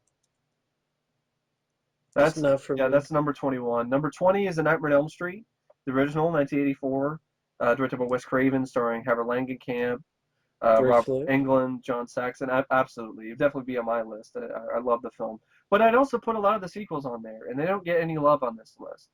I mean, I put Part Four, I put Part Three, and I put Wes Craven's New Nightmare on my list. Yeah, but I'm not surprised that no one talks about the sequels. Yeah, But yeah, I mean, the original's a classic. It'd at be on least my I list. would think New Nightmare. I mean, they do name drop it when they're talking about Scream, so I'm surprised New Nightmare isn't on here. Yeah, but the only sequels they've had is like maybe Aliens and Aliens, I think Evil he, Dead 2, I'm sure. yeah, and And that's it. Day of the Dead. Yeah, Dawn Day of the Dead. But yeah, but the original's a classic. What else do I need? I talked about it for over an hour on my channel. It's an iconic movie. I love the creation of Freddy Krueger. It's a great, I love the idea. A killer kills people in their dreams. Um, Heather Langenkamp does a very. I think she's honestly pretty underrated in terms of performance in this. And this is where Robert Englund's Freddy was probably at his scariest. Is definitely in this movie, or in Right. New Nightmare. Um, but I grew up more with the Freddy who's like cracking, wisecracking, so maybe I just kind of prefer that Freddy. Um, and there isn't any Friday the 13th films on this list either, and I could see why, but I put a decent amount of them on my personal list. I mean, I put part two. I'd put Final Chapter. I'd put Jason Lives, and I'd put A New Blood on, my personal best list. But that's just me. Right. But what else can I say about Nightmare on Elm Street? It's a classic. Yeah, it's one of those films that just Speaks for itself in a lot of ways. exactly. Number 19, I disagree because I didn't like this movie. Let the Right One In for 2008, directed by Thomas Albertson. I didn't get the big deal about this. I just thought it was kind of boring. Did nothing for me. Of all the other vampire movies, and I'd rather you put Near Dark on here. I don't think you're as big a fan of Near Dark as I am, but I'd put it on this list over Let the Right One In. And definitely, I like Near Dark. okay, I definitely put something, yeah, like From Dusk Till Dawn, Fright Night. Those are much better vampire movies to me, or The Lost Boys, than Let the Right One In. Yeah, Let the Right One In. Never, like you said, never understood the hype behind it. I Never didn't either. I understood didn't like the the. remake either. I didn't bother with the remake because I didn't like the original. It's just like, okay, what's so what? The Kid's a vampire, okay? If I want to see that, I'll watch Near Dark. Let the wrong one out. Yeah, no, definitely disagree. Number 18, totally agree. I saw this in the theater in 30 millimeter, 35 millimeter with Chris Walas in attendance, which is an amazing thing. A great experience.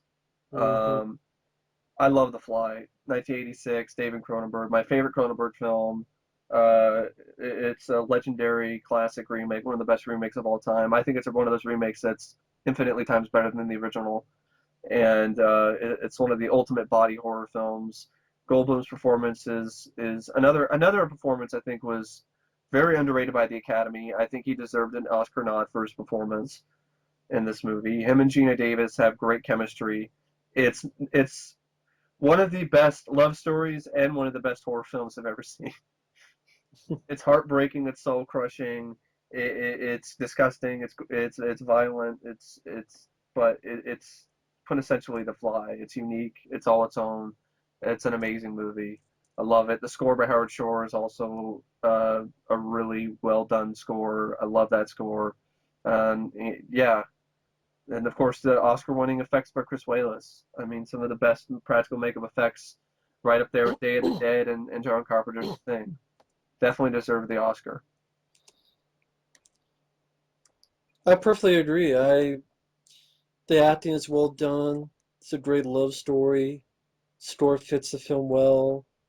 Ending that you feel bad, Yeah, I but in cry. the I right cry. I way. cry. I cry every time at that ending. It leaves me in tears. It's a. It really shows you how powerful certain endings can be if they're done right. And I think in a large part it's so powerful because the film did such a great job building the relationship between Seth and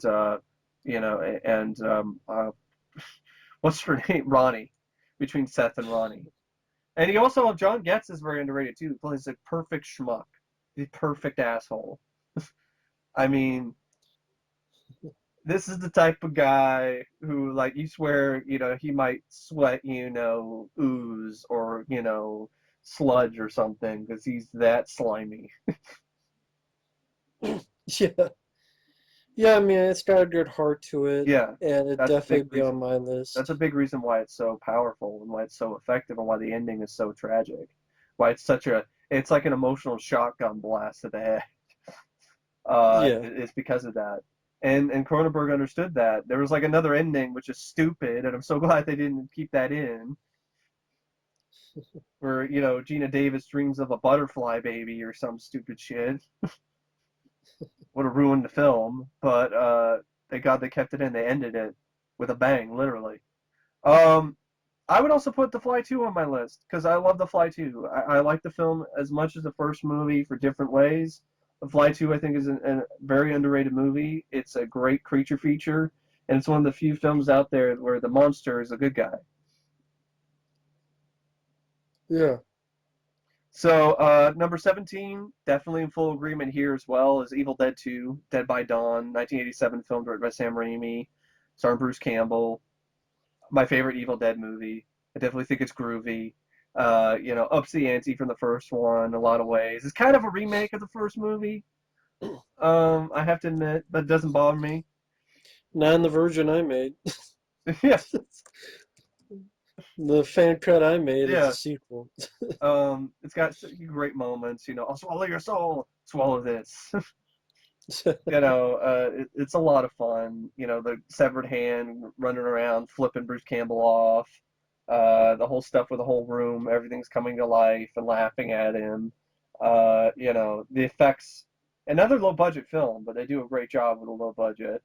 Um, yeah, just definitely a film that I absolutely do believe Peter Jackson saw and was inspired by when he made Dead Alive.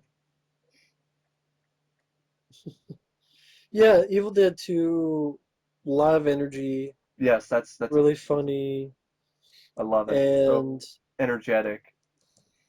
yeah, extremely well done technically with camera work and with just what they were willing to do, and the sky was a limit, It's and their offbeat. It's off the inventiveness. wall. It's crazy. But it's also wildly inventive and wildly ingenious and really funny too. So yeah, it's probably I'd say my favorite Sam Raimi movie. Yeah, it's definitely close. I'm not sure which would be my favorite, but it's definitely up Although I there. really do like Darkman, but Evil Dead 2 is something else. Yeah, definitely. I even the poster I think is iconic with the skull with the Oh human yeah. eyes looking at you.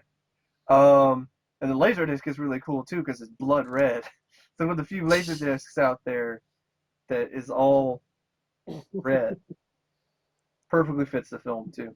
Number 16, my favorite werewolf film absolutely would be on my list. American Werewolf in London, 1981 film directed by John Landis, starring David Naughton, Jenny Agutter, Griffin Dunn. Another film like The Fly that has an ending that really does hit you in the gut. It's definitely really tragic and sad because you really do feel for David Naughton's character and everything that's happened because it wasn't really intentional or anything, and it's very tragic in that way. But then it's kind of ruined with the fucking ending credits. I understand what they're going for. It's an offbeat movie, but I hate the end credits. I'm sorry. Bada bada bang bang bang. Like you just got shot in the alley. Like what the? Have you heard of Abrupt? I know. I don't. Oh my God! And bada bada bang bang. I like the film. I have little issues with the film like that, but I still like the film. Griffin Dunn is great too as his dead friend who keeps coming back to life. It's got a great sense of dark humor to it that I do appreciate. Um, some of the dream sequences are kind of laughable, like the one in the forest or whatever. You see the guy with the sharp teeth or whatever in the eyes. But there's other ones that are really good, like the one with the Nazi monsters and Kermit the Yeah, Frog. I like that scene. I do like that nightmare scene. Very good It's makeup effects. crazy. Absolutely stunning, phenomenal makeup effects by Rick Baker. Another more Yeah, effects that are right up there with the thing, in terms of how realistic and how powerful they are, and Baker deserved the Oscar. It's still stunning to me that what he was able to do in 1981, for this film, especially the transformation. Uh, and it was the first time you saw a werewolf movie where the transformation wasn't just sitting there and like the wolf man, and over time lapse photography, some fur and some stuff. You might get some sharp teeth that might show up. No, like it literally turns into a wolf, and it's yeah, very painful. And it still is. It's so painful watching the transformation. Like you feel it watching the transformation. That's how effective the effects are exactly. by Rick Baker. Um, yeah, I love the movie. It's a fantastic film. It's also a funny movie too. You know, it's this naked American man stole my balloons. Yeah, Number 15 is Carrie, and they listed it as a 1982 film. That's wrong. It's a 1976 movie. It's directed by Brian De Palma. I think it's the first ever Stephen King adaptation. Stars Sissy Spacek, Piper Laurie, Amy Irving. John Travolta is also in it, I believe, and Nancy Allen. yeah. Um, I like the film. I don't know. Would I put it on the list? I don't. I put other King films over it, but maybe. I mean, I like Cujo more. I like Cat's Eye more. I like Christine more. I like Maximum Overdrive more. But I do like Carrie. It is an effective film. Brian De Palma's direction is great. It's one of those few instances where split screen kind of directing actually works. The score is pretty good. Sissy Spacek's performance is well done. Piper Laurie's great as her mom. Um, you definitely do feel for Carrie. All the Yeah, shit that she goes through. It's definitely better than any of the other remakes they did. The 2002 one with Angela Bettis and the one with Chloe Grace Moretz that came out recently, which is just basically the same movie, just yeah, with a few extra added things, not much. yeah. I mean, I like Carrie. I don't know if I put it on my list, but it's good acting, some really good direction by De Palma, the split screens in the finale, how he structured that Yeah, with the split screens of when the yeah. prom goes to hell. With De Palma, there's other films I like more than Carrie that he did, like The Fury or Dress to Kill, but I still like. And he also directed. Did he do Body Double? I believe so. Um, I have to look it up real quick. Yeah, Yeah, he did. I like that one more than Carrie as well. yeah. I like Starface more, The Untouchables, Body Double. Yeah, Blowout is good. But yeah, I like Carrie.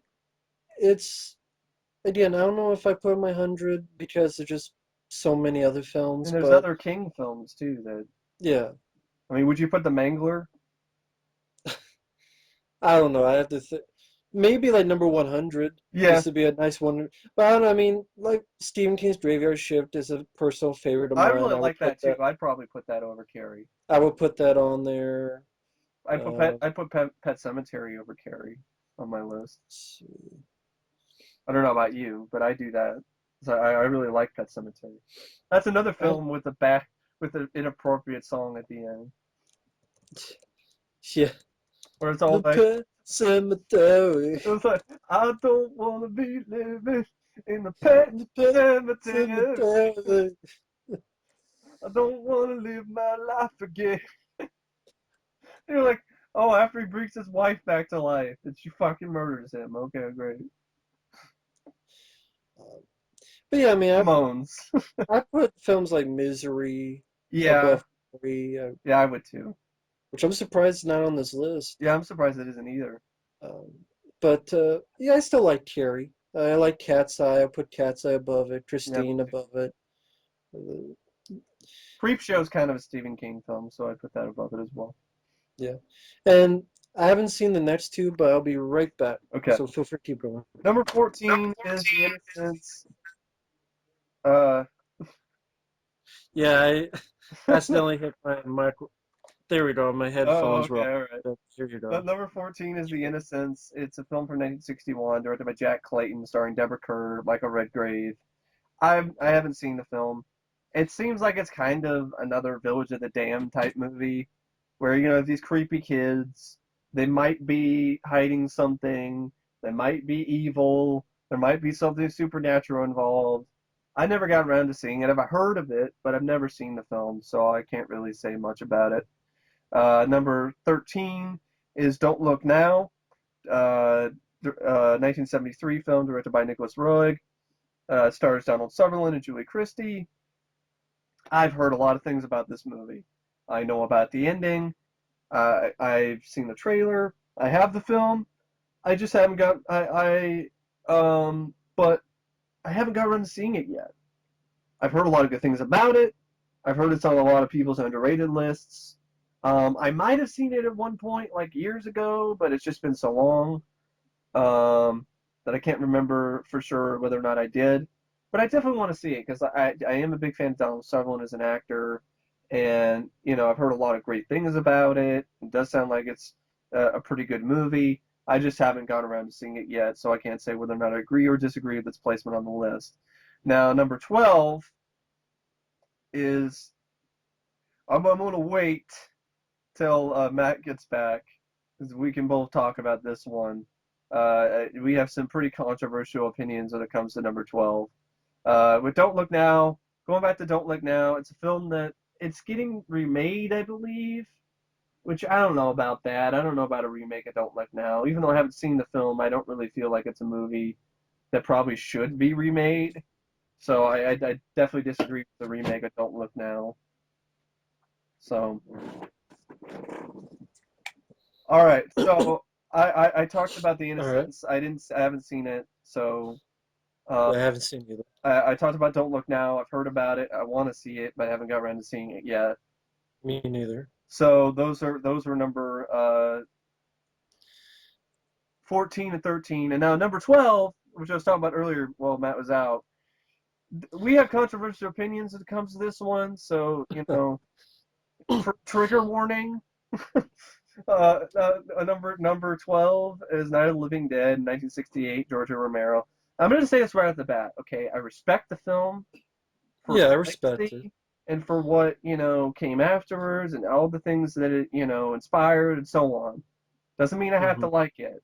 I'm not a fan of the original Night of the Living Dead. I never have been. I personally prefer the remake by Tom Savini, and I put that Yeah, on my list over Night of the Living Dead. I think Day of the Dead and Dawn of the Dead are much better films, zombie films by Romero. So I just found it boring at times. I know it's cheap. I know it's a low budget. I get it, but it definitely shows. I didn't really find it that scary. A lot of people find it terrifying, horrifying. I don't really feel that way about the movie. And I don't like the ending. Seems like a forced political message that's just shoved down your throat, I agree. which I don't appreciate. And there's not a lot of characters I like. So the performance of the cast isn't. Okay, Dwayne Jones is okay, but I mean, the character of Barbara, right? That's who it is. Yeah, She's so much better in the remake. Judith O'Day. So they, so all right, but the character was just kind of whiny and typical sort of female, Whiny did nothing yeah, and nothing. totally useless. Yeah, I didn't like the character. So I really prefer the remake in a lot of ways, not just because Barbara is a badass, a very underrated performance too by Patricia Trisha Tallman. Tallman, and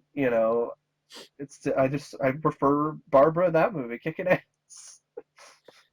Yeah, I definitely prefer the remake. I've never cared for the original. The first time I tried to watch it on cable, I almost fell asleep.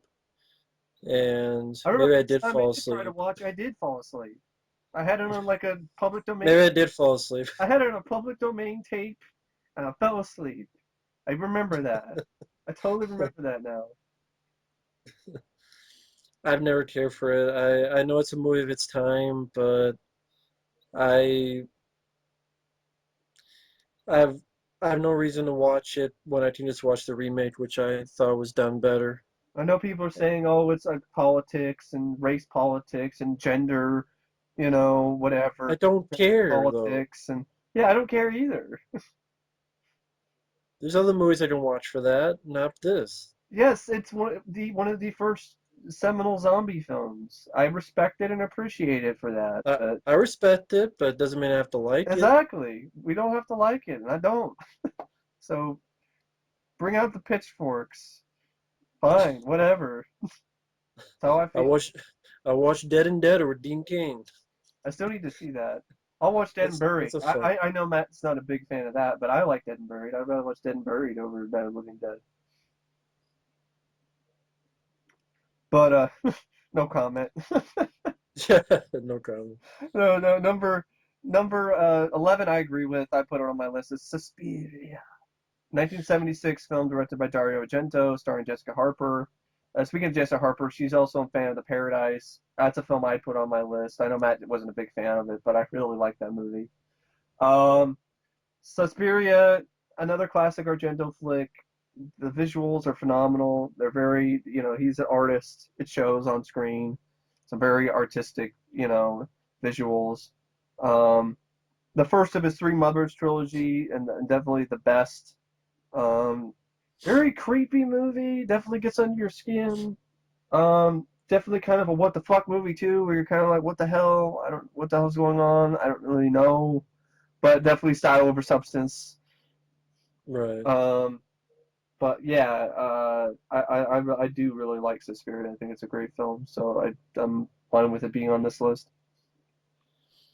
I've seen it once, and that was a long time ago, so I need to see it again. One day, maybe one day I'll pick it up, find it for cheap, and pick Now it we're up. getting into the top 10. We're almost done. I know it's been long, folks, but it's 100 movies. Yeah, So, you know. Uh, Number 10 is Jaws, 1975, Steven Spielberg, classic. It's Roy Scheider, Robert Shaw, Richard Dreyfuss, my favorite Roy Scheider film. Uh, One of my favorite Spielberg films. It's a great action adventure film with some definite horror elements. Um, it's a classic. It's Jaws. I mean, what more is there to say about Jaws? It's a long movie, but it goes by at a really fast pace, surprisingly enough, considering how long it is. It's got a simple but effective story. It's got likable characters. It's got great performances by the cast. A simple but very efficient score by John Williams. That's iconic as the film itself. You know, dun dun dun dun dun dun dun dun dun dun dun dun dun. The shark that when it did work was effective, but when it didn't, it was fine because it made the movie better. It made it more suspenseful. It was one of those instances where an effect didn't work properly and it was to the film's favor. Uh, yeah, I love it. The climax is great. You know, smile, you son of a bitch. Just such a, it's a great movie. It's Jaws. yeah, it's a classic, classic film. Can Definitely a rewatchable Stands the movie. test of time easily. How many years later, it still stands up, still holds It up. definitely does. Absolute classic. Number seven, so definitely agreement on the placement of this list. Number nine is Dawn of the Dead. I don't think it's a 1974 film, right? Isn't it a I 19? think it's 78. Yeah. Directed by George Yeah, Romero, Ken Faree, Galen Ross, David M. MG MD. MG. I think it's MD, I I believe. personally feel it's a huge step up from Night of the Living Dead, and it's Yeah, absolutely definitely one of the best sequels out there. Tom Savini had a good cameo, as a part of the biker guys. It's a great this film to me was a sort of take on some sort of political sort of vibe, where it's a take on consumerism and yeah, yeah, I think this film did it better. It didn't seem forced to me. yeah. Dawn of the Dead. Found this on VHS. Didn't know much anything about it because the VHS had no pictures from the movie on the front Oh, or the back. huh. Um, it was like you read on the back is like there's a Roger Ebert quote and then just no pictures from the movie. Was it rented Uh, it or something, or you just found no, it somewhere? bought in a store. Huh. It was a VHS, has the cover with the bald-headed zombie on the Yeah. back. It was just text. Yeah. So I'm like, okay, what's this? The cover looked cool Uh and huh. it sounded cool. Dawn of the Dead, and I saw it. I It's was a great blown title away. too. Yeah. Absolutely blown away. Effects by Tom It's, Savini are great. I mean, they look like crayons, the Yeah. blood. It's a fun comic book Yeah. movie. Yeah. And it's just with the small budget they have, it's such a grand scale. The It's like, the helicopter effect, where the zombie gets chop top, gets yeah, the top of his head cut off, it's a and very the crop whole top. idea. Yeah, he cut the shirt, and then he walked around, with a crop top, a zombie with a crop top. No, Uh, crop that, top. that image is hilarious, isn't it? Crop top zombie. Uh, The mall idea was it really is. I love that mall. great idea. I might put the remake on my list too, because I like the remake a lot too by Zack Snyder. I think I would too. It's a definitely a really solid remake. One of an exception to that rule. Yeah. The original is still my favorite. Good It's score too. the original Dawn of the Dead is just such a great action adventure Yeah, movie with zombies in it. It's a yeah. great comic book It's a film. lot of. There's a reason why a lot of Really people like say Tim it's like Forley. the best zombie movie. There's a reason why. Yeah, and just the whole mall idea, even if you take away the politics and such, The and the mall, just symbolism. having it in a mall is a great idea because there isn't that many movies that really have that kind of stuff that goes on. Action films that take place in a mall, or there's some horror movies, like Chopping Mall, which I put on Yeah, my list. I me actually too. would because I really love Chopping Mall. Same here. Let's go send those fuckers a Rambo grave. Yeah, I They might have Dawn been Dead's inspired by classic. Dawn of the Dead too. You can kind of see that sort of vibe, in Shopping Mall. Instead of zombies, it's robots. Um, I wouldn't be surprised. I would not be surprised. but yeah, Day of the Dead. What else can you say? When Dawn of the Dead. Dawn of the Dead, Day of the Not Dead. Day of Day the is a good one too. Yeah. Day of the Dead. What else can you say? Dawn of the Dead. Dawn of the Dead. Sorry, my brain is fucking fried. Talking about 100 movies. Dawn of the Dead. Dawn the Day. Twilight of the Dead. Anyway, the Dawn of the Dead. Great quote too. When there's no more room in hell, the dead will walk the earth. Yes. They didn't explain why the zombies were there either, and that's fine. Just had that little ambiguous quote, and that's good.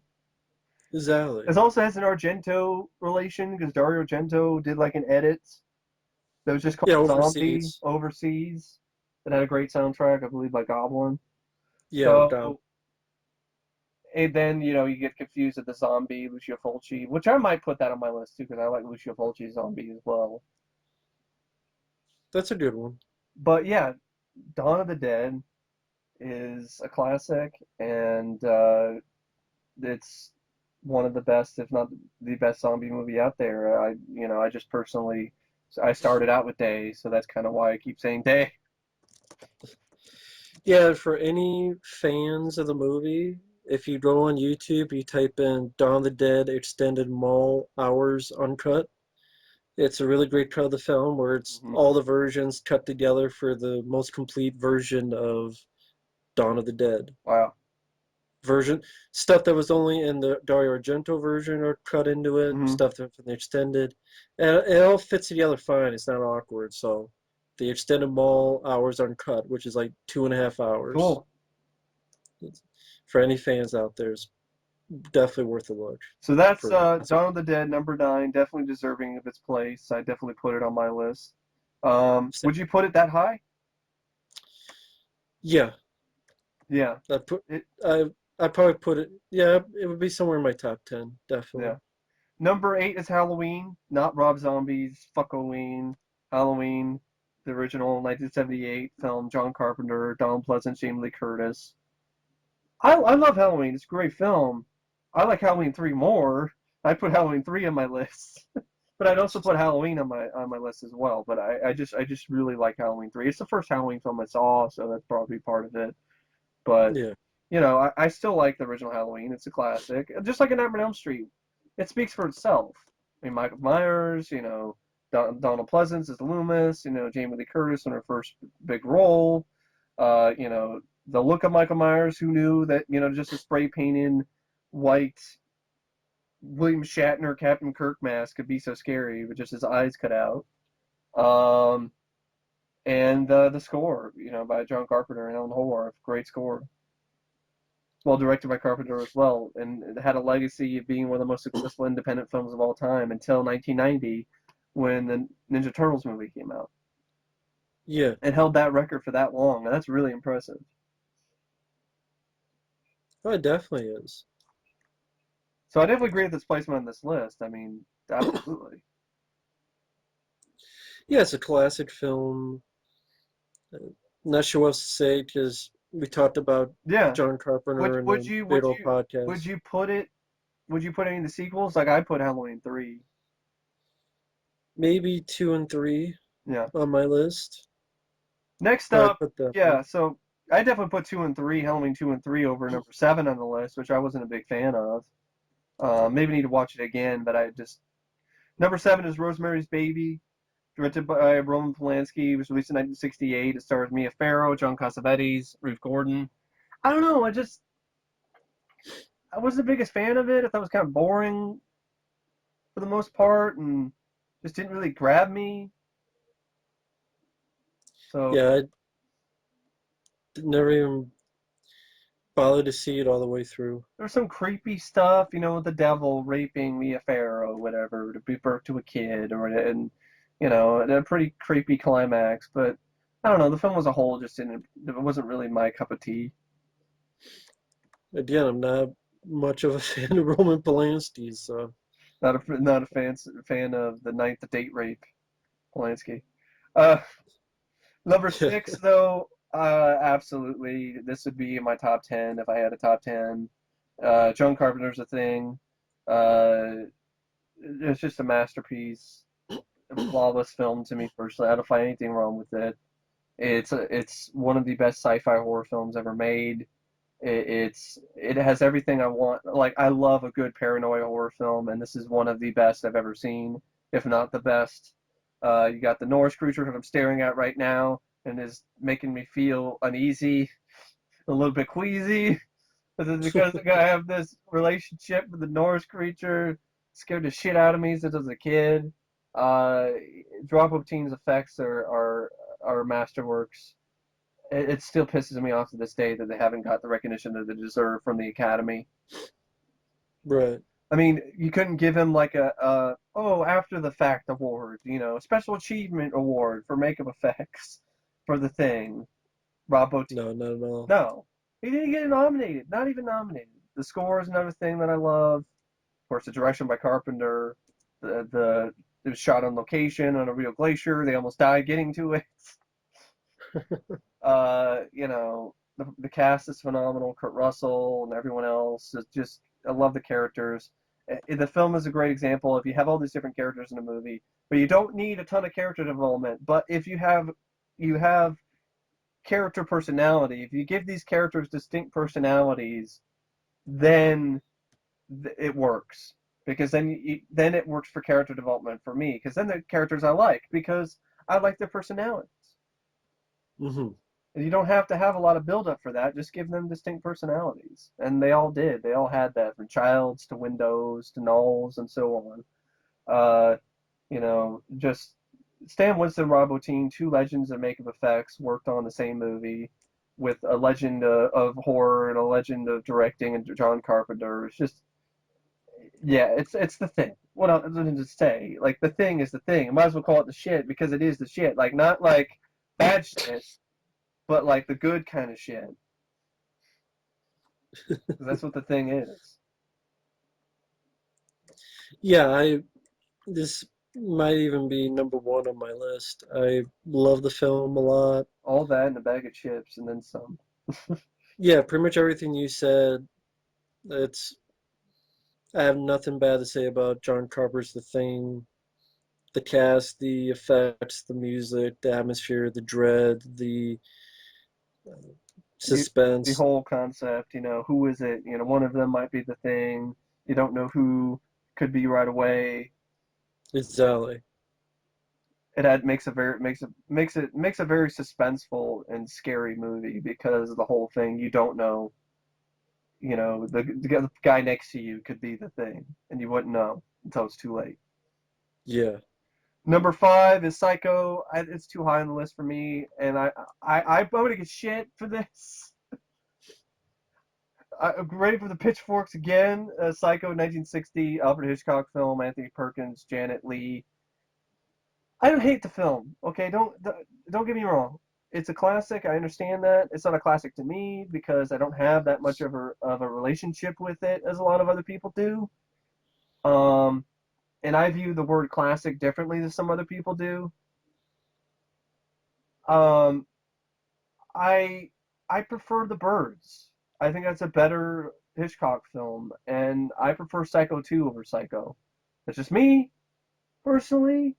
I think Psycho 2 is a better film, but Psycho I think is another film that I think is kind of like T2 in a way, or Halloween, where it's like everyone talks about it. It's a film everyone knows about. You've probably seen it. You feel like you've seen it before you even see it, you know. The shower Right. scene has lost all of its impact over the years.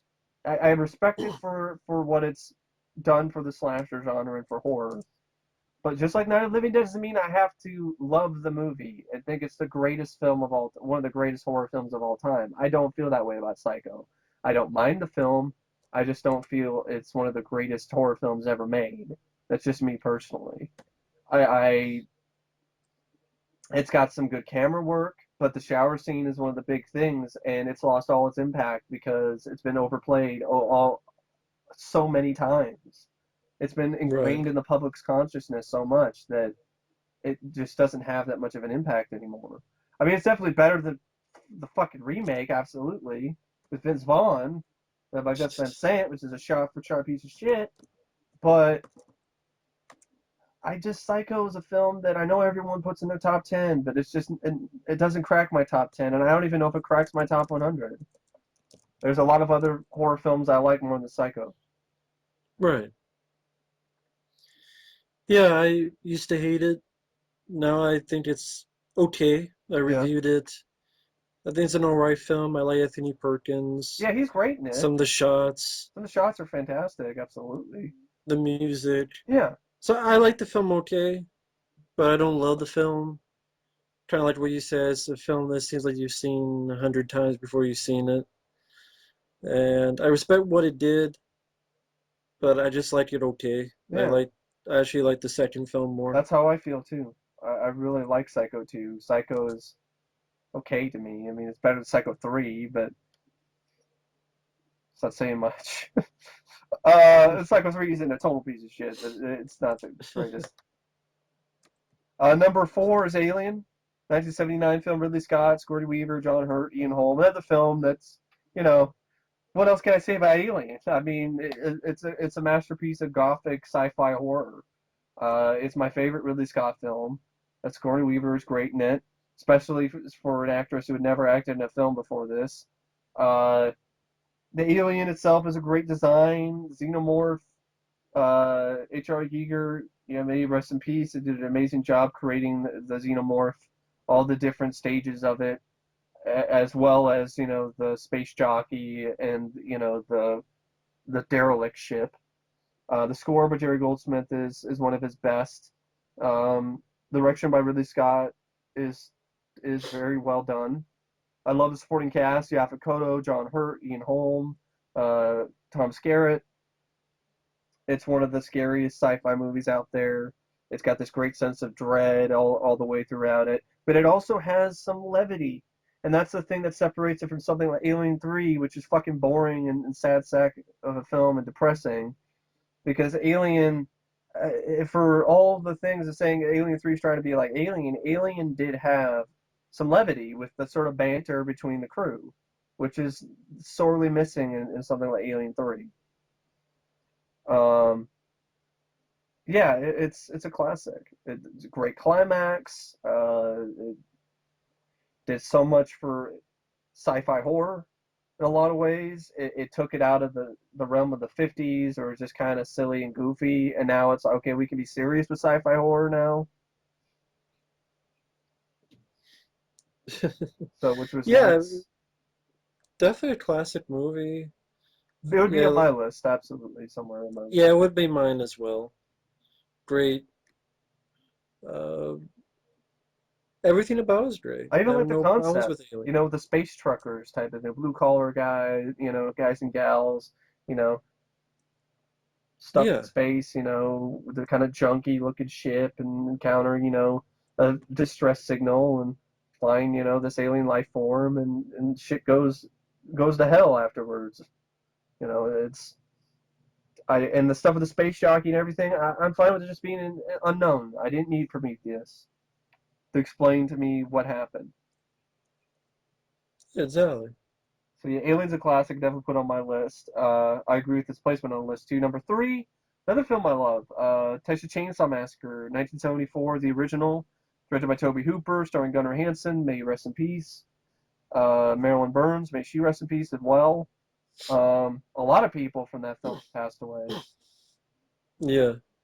May they all rest in peace, and thank you for contributing to this a masterpiece of horror, this excellent horror film. This is another film that's a pioneer of the horror genre. Really broke new ground, especially for for slashers as well. It's very gritty, dirty, down and dirty, grimy, ugly movie, but it works so well in the film's favor. It adds to the horror, it adds to the suspense. Um, I love it. It's great. It's a great film. I also like the sequel, and I'd put that on my list as well. Texas Chainsaw Massacre Part Two. Yeah, I mean, the Texas Chainsaw Massacre was one of the only films that really, I guess, scared me way back in the day or It freaked still me out. still freaks me out. It still does. But yeah, just a great that's 70s. The aesthetic, yeah, the kind of Yeah, yeah, the 70s look aesthetic. and feel to it. Yeah, And that's really epitomized in that movie. and they did a Just great job with a low budget. And that was actually a good thing because the low budget was in the yeah, film's favor because, then, and that's not, and it's a film that it's not really that gory or bloody, right. just like something like Halloween.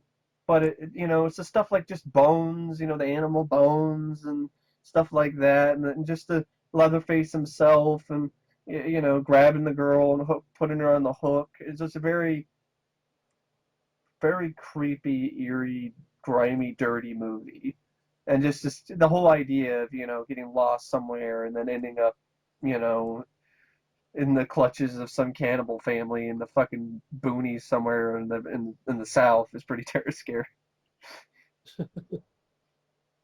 Number two, Texas Chainsaw Massacre was number three. Number two is The Shining, 1980 film directed by Stanley Kubrick, starring Jack Nicholson and Shelley Duvall. This is a movie. First time I saw it, wasn't impressed. Kind of ranted on it. Second time I saw it on Blu-ray, loved it, and now it's one of my favorites. I love this movie. After the second viewing, Kubrick's direction is phenomenal. No, there's none of this stupid hidden imagery in the fucking clouds. There's no Minotaur on the skiing poster. There's no invisible window or any of this stupid shit. There's no typewriter that talks about the Holocaust. Fuck, I want to talk about. There's no hints at the fact that Stanley Kubrick directed the moon landing. There's none of this shit. Fuck off, Room 237. The Shining, the movie itself is a great, slow paced, slow burn ghost story with a great performance by Jack Nicholson, and probably one of my favorite performances, if not my favorite performance of his. An excellent score and great directing and cinematography, and yeah, it's a very creepy, scary movie. I mean, the whole stuff with the old lady in the tub is just uh, and crazy shit too. Like the guy with the bear mask, like giving a dude a blowjob. What the fuck? You know, one of the kings of what the fuck. When it comes to movies, the river of blood is a very iconic scene. Um, yeah, it's a classic. It's great. Such a phenomenal film. Great atmosphere too. The location is great too. The hotel, and yeah, it's love it. Yeah, I really enjoy The Shining. I love Jack Nicholson's performance. I love the look, the directing of the film, the camera work. The slow burn works for me. Yeah, something's so scary because you don't really know what he's writing, and then when you find out what he's been writing the whole time, is one of the most effective moments in the film for me. One of the most chilling moments in the movie is Yeah, she looks through all what he's been doing, and all work and no play makes Jack a dull boy, just repeatedly over and over again. yeah. I just think it's just a well done movie. And Just I I think it's a really lot enjoy the better film. than the miniseries, which is based on more on the book. I Sorry, agree. an axe is better than the fucking cricket, whatever bat or a mallet. Yeah, I agree with that. Jack Nicholson was a lot better than Steven Weber. And there's a reason why the Shining had a maze instead of fucking hedge maze coming to life. Hedge maze animals, yeah. Number one is The Exorcist, and this is where we're definitely on two different spectrums here. You guys want to see different perspectives when it comes to me and Matt? Here you go. Number one is The Exorcist, 1973 film. I personally think it's a masterpiece of horror. I think it's an excellent film. I think it's scary. I think it really, it chills me to the bone. It's a very, I love the dynamic of science versus, religion, and the film does a good job balancing those two things. I like the stuff with Jason Miller. Max von Sydow does a great job. The makeup effects by Dick Smith are legendary. Max von Sydow's old age makeup is so phenomenal and so well done that you're stunned when you realize he was like in his 40s or something when he did this movie. Or I think it was in his 30s or something, and the old age of makeup was so effective. Linda Blair, the makeup effects on her are really well done. Uh, the voiceover by Mercedes McCambridge. So many shocking imagery. The masturbating with the crucifix, the head spinning around. Um, Great score as well. But with the Tubular Bells.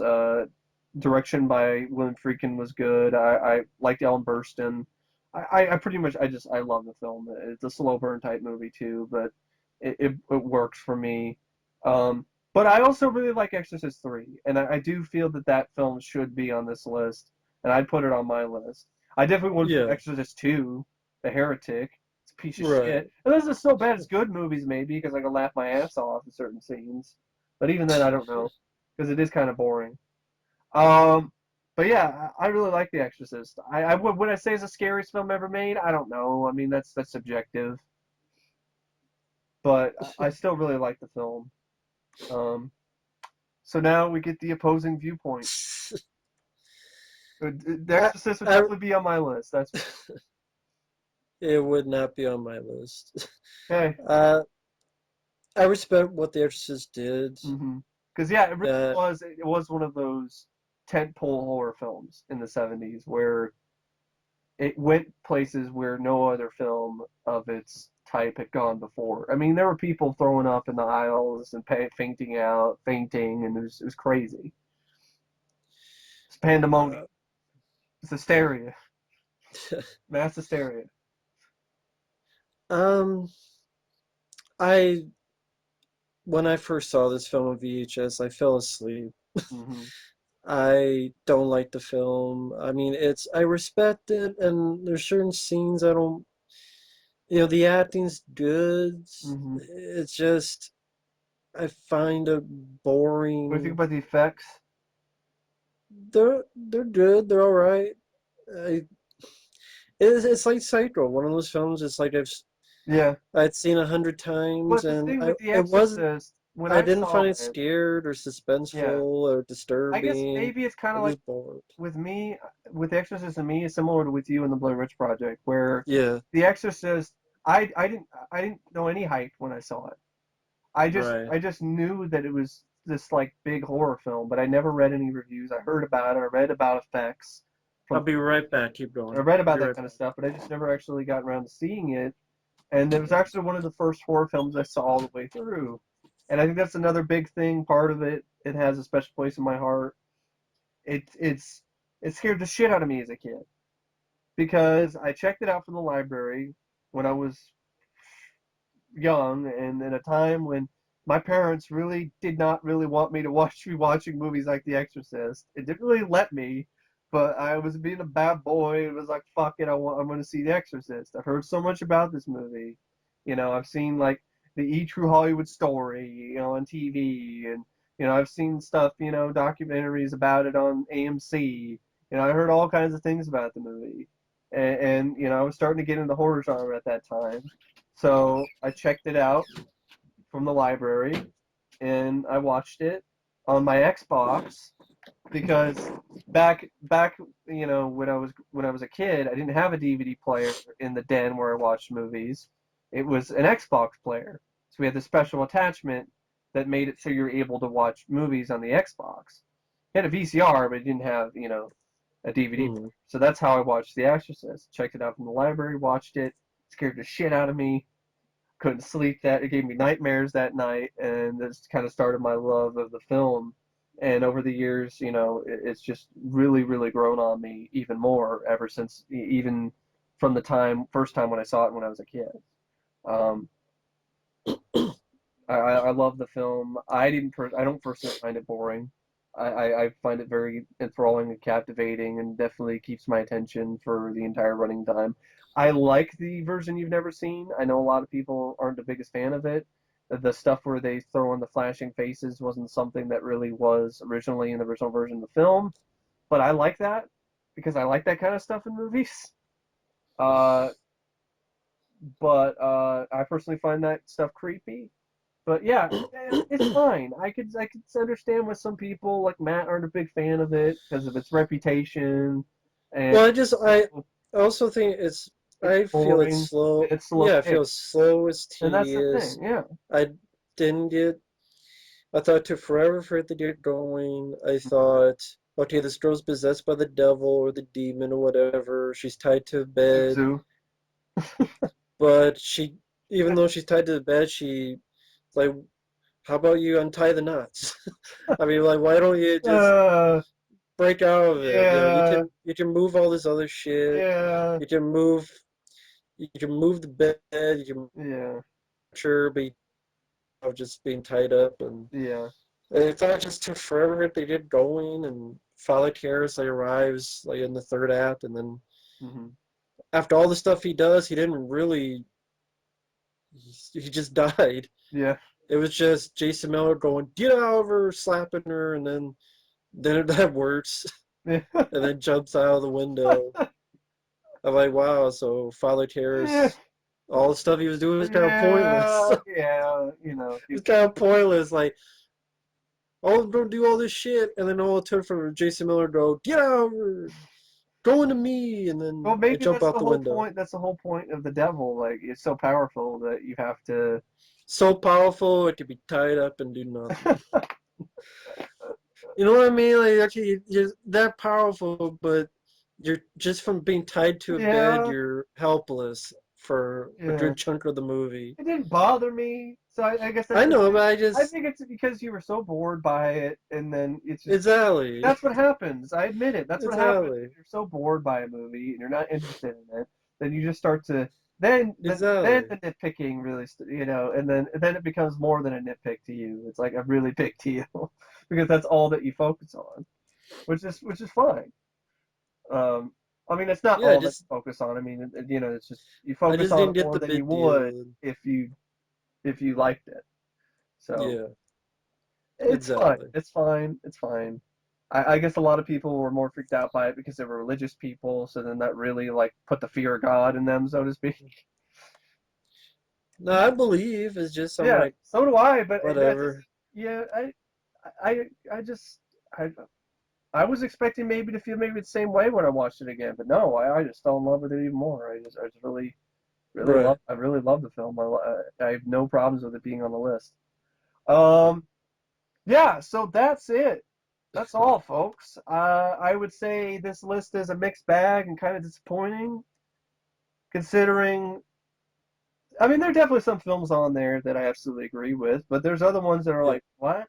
Like, really? And then you're like, why isn't Child's Play on here? Or the 20s Fan of the Opera, or, other stuff. It's just Right. but, that's just my personal opinion, self-subjective. But this is from experts, so that's why I'm disappointed. You're throwing in movies that aren't even horror films on here. Yeah. Um. Shit like Martyrs and Wolf Creek. Yeah, exactly. It's one of those things where there's a lot of films I would have picked. A lot of films that Well, a lot of times when you get these lists, you're always going to find a lot of the same ones. I mean, Yeah, it's a lot you of could consensus. you could go in and guess the top 10 easily without even looking at it. Yeah, Okay, it's going to have The Exorcist in there. It's Psycho, going to have Psycho in there. Dawn of the Dead, Nah, that one not too much. I know Psycho, Exorcist, Jaws for good reason, Alien for good reason. Texas Chainsaw Massacre, Yeah, it's like just pretty much the same stuff, almost each and every list. Halloween, Halloween, and just my list and probably your list would definitely Thing. would be more different. Yeah. Well, it's because I like the underdog. I root for the underdog. I like the underdog. Same And here. it's just my personal opinion. And, I personally, there's a lot of these films on this top 10 that are in my best of list. Absolutely. But, Yeah, there's other stuff on this top 100 that I'm just like, I don't know. I really wouldn't. That's just how I would look at it. But there's other ones that it's just the thing that upsets me and disappoints me about this list is the stuff that's not horror films being shoved in here. That just seems really pretentious and fucking stupid and aggravating to me. For a list of all these horror experts to vote in or to vote in movies that aren't even horror films, that just I don't like that. You're supposed to be a genre expert and you're voting in films that aren't even a part of the genre on your best films list. right. But overall, interesting. There's some good titles here and there. Um, I'd probably say I had a lot of fun, doing this podcast with you more than looking over the list.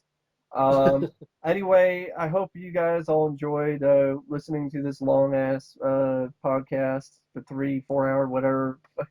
There's a lot of stuff to talk about. I know I'm pretty much spent. Yeah. My eyes are starting to twitch. I'm starting to repeat words. I need to eat something. But anyway, thank you for listening, and thank you, Matt, for joining. It made Thank it you. a lot more interesting. It was nice to have a opposing viewpoint on some of these. And some of them that I didn't see that you saw that we get actually some sort of opinion on. But Right. anyway, as usual, folks, thank you for listening. Thanks for watching, and I will see you guys later. See you. Take care.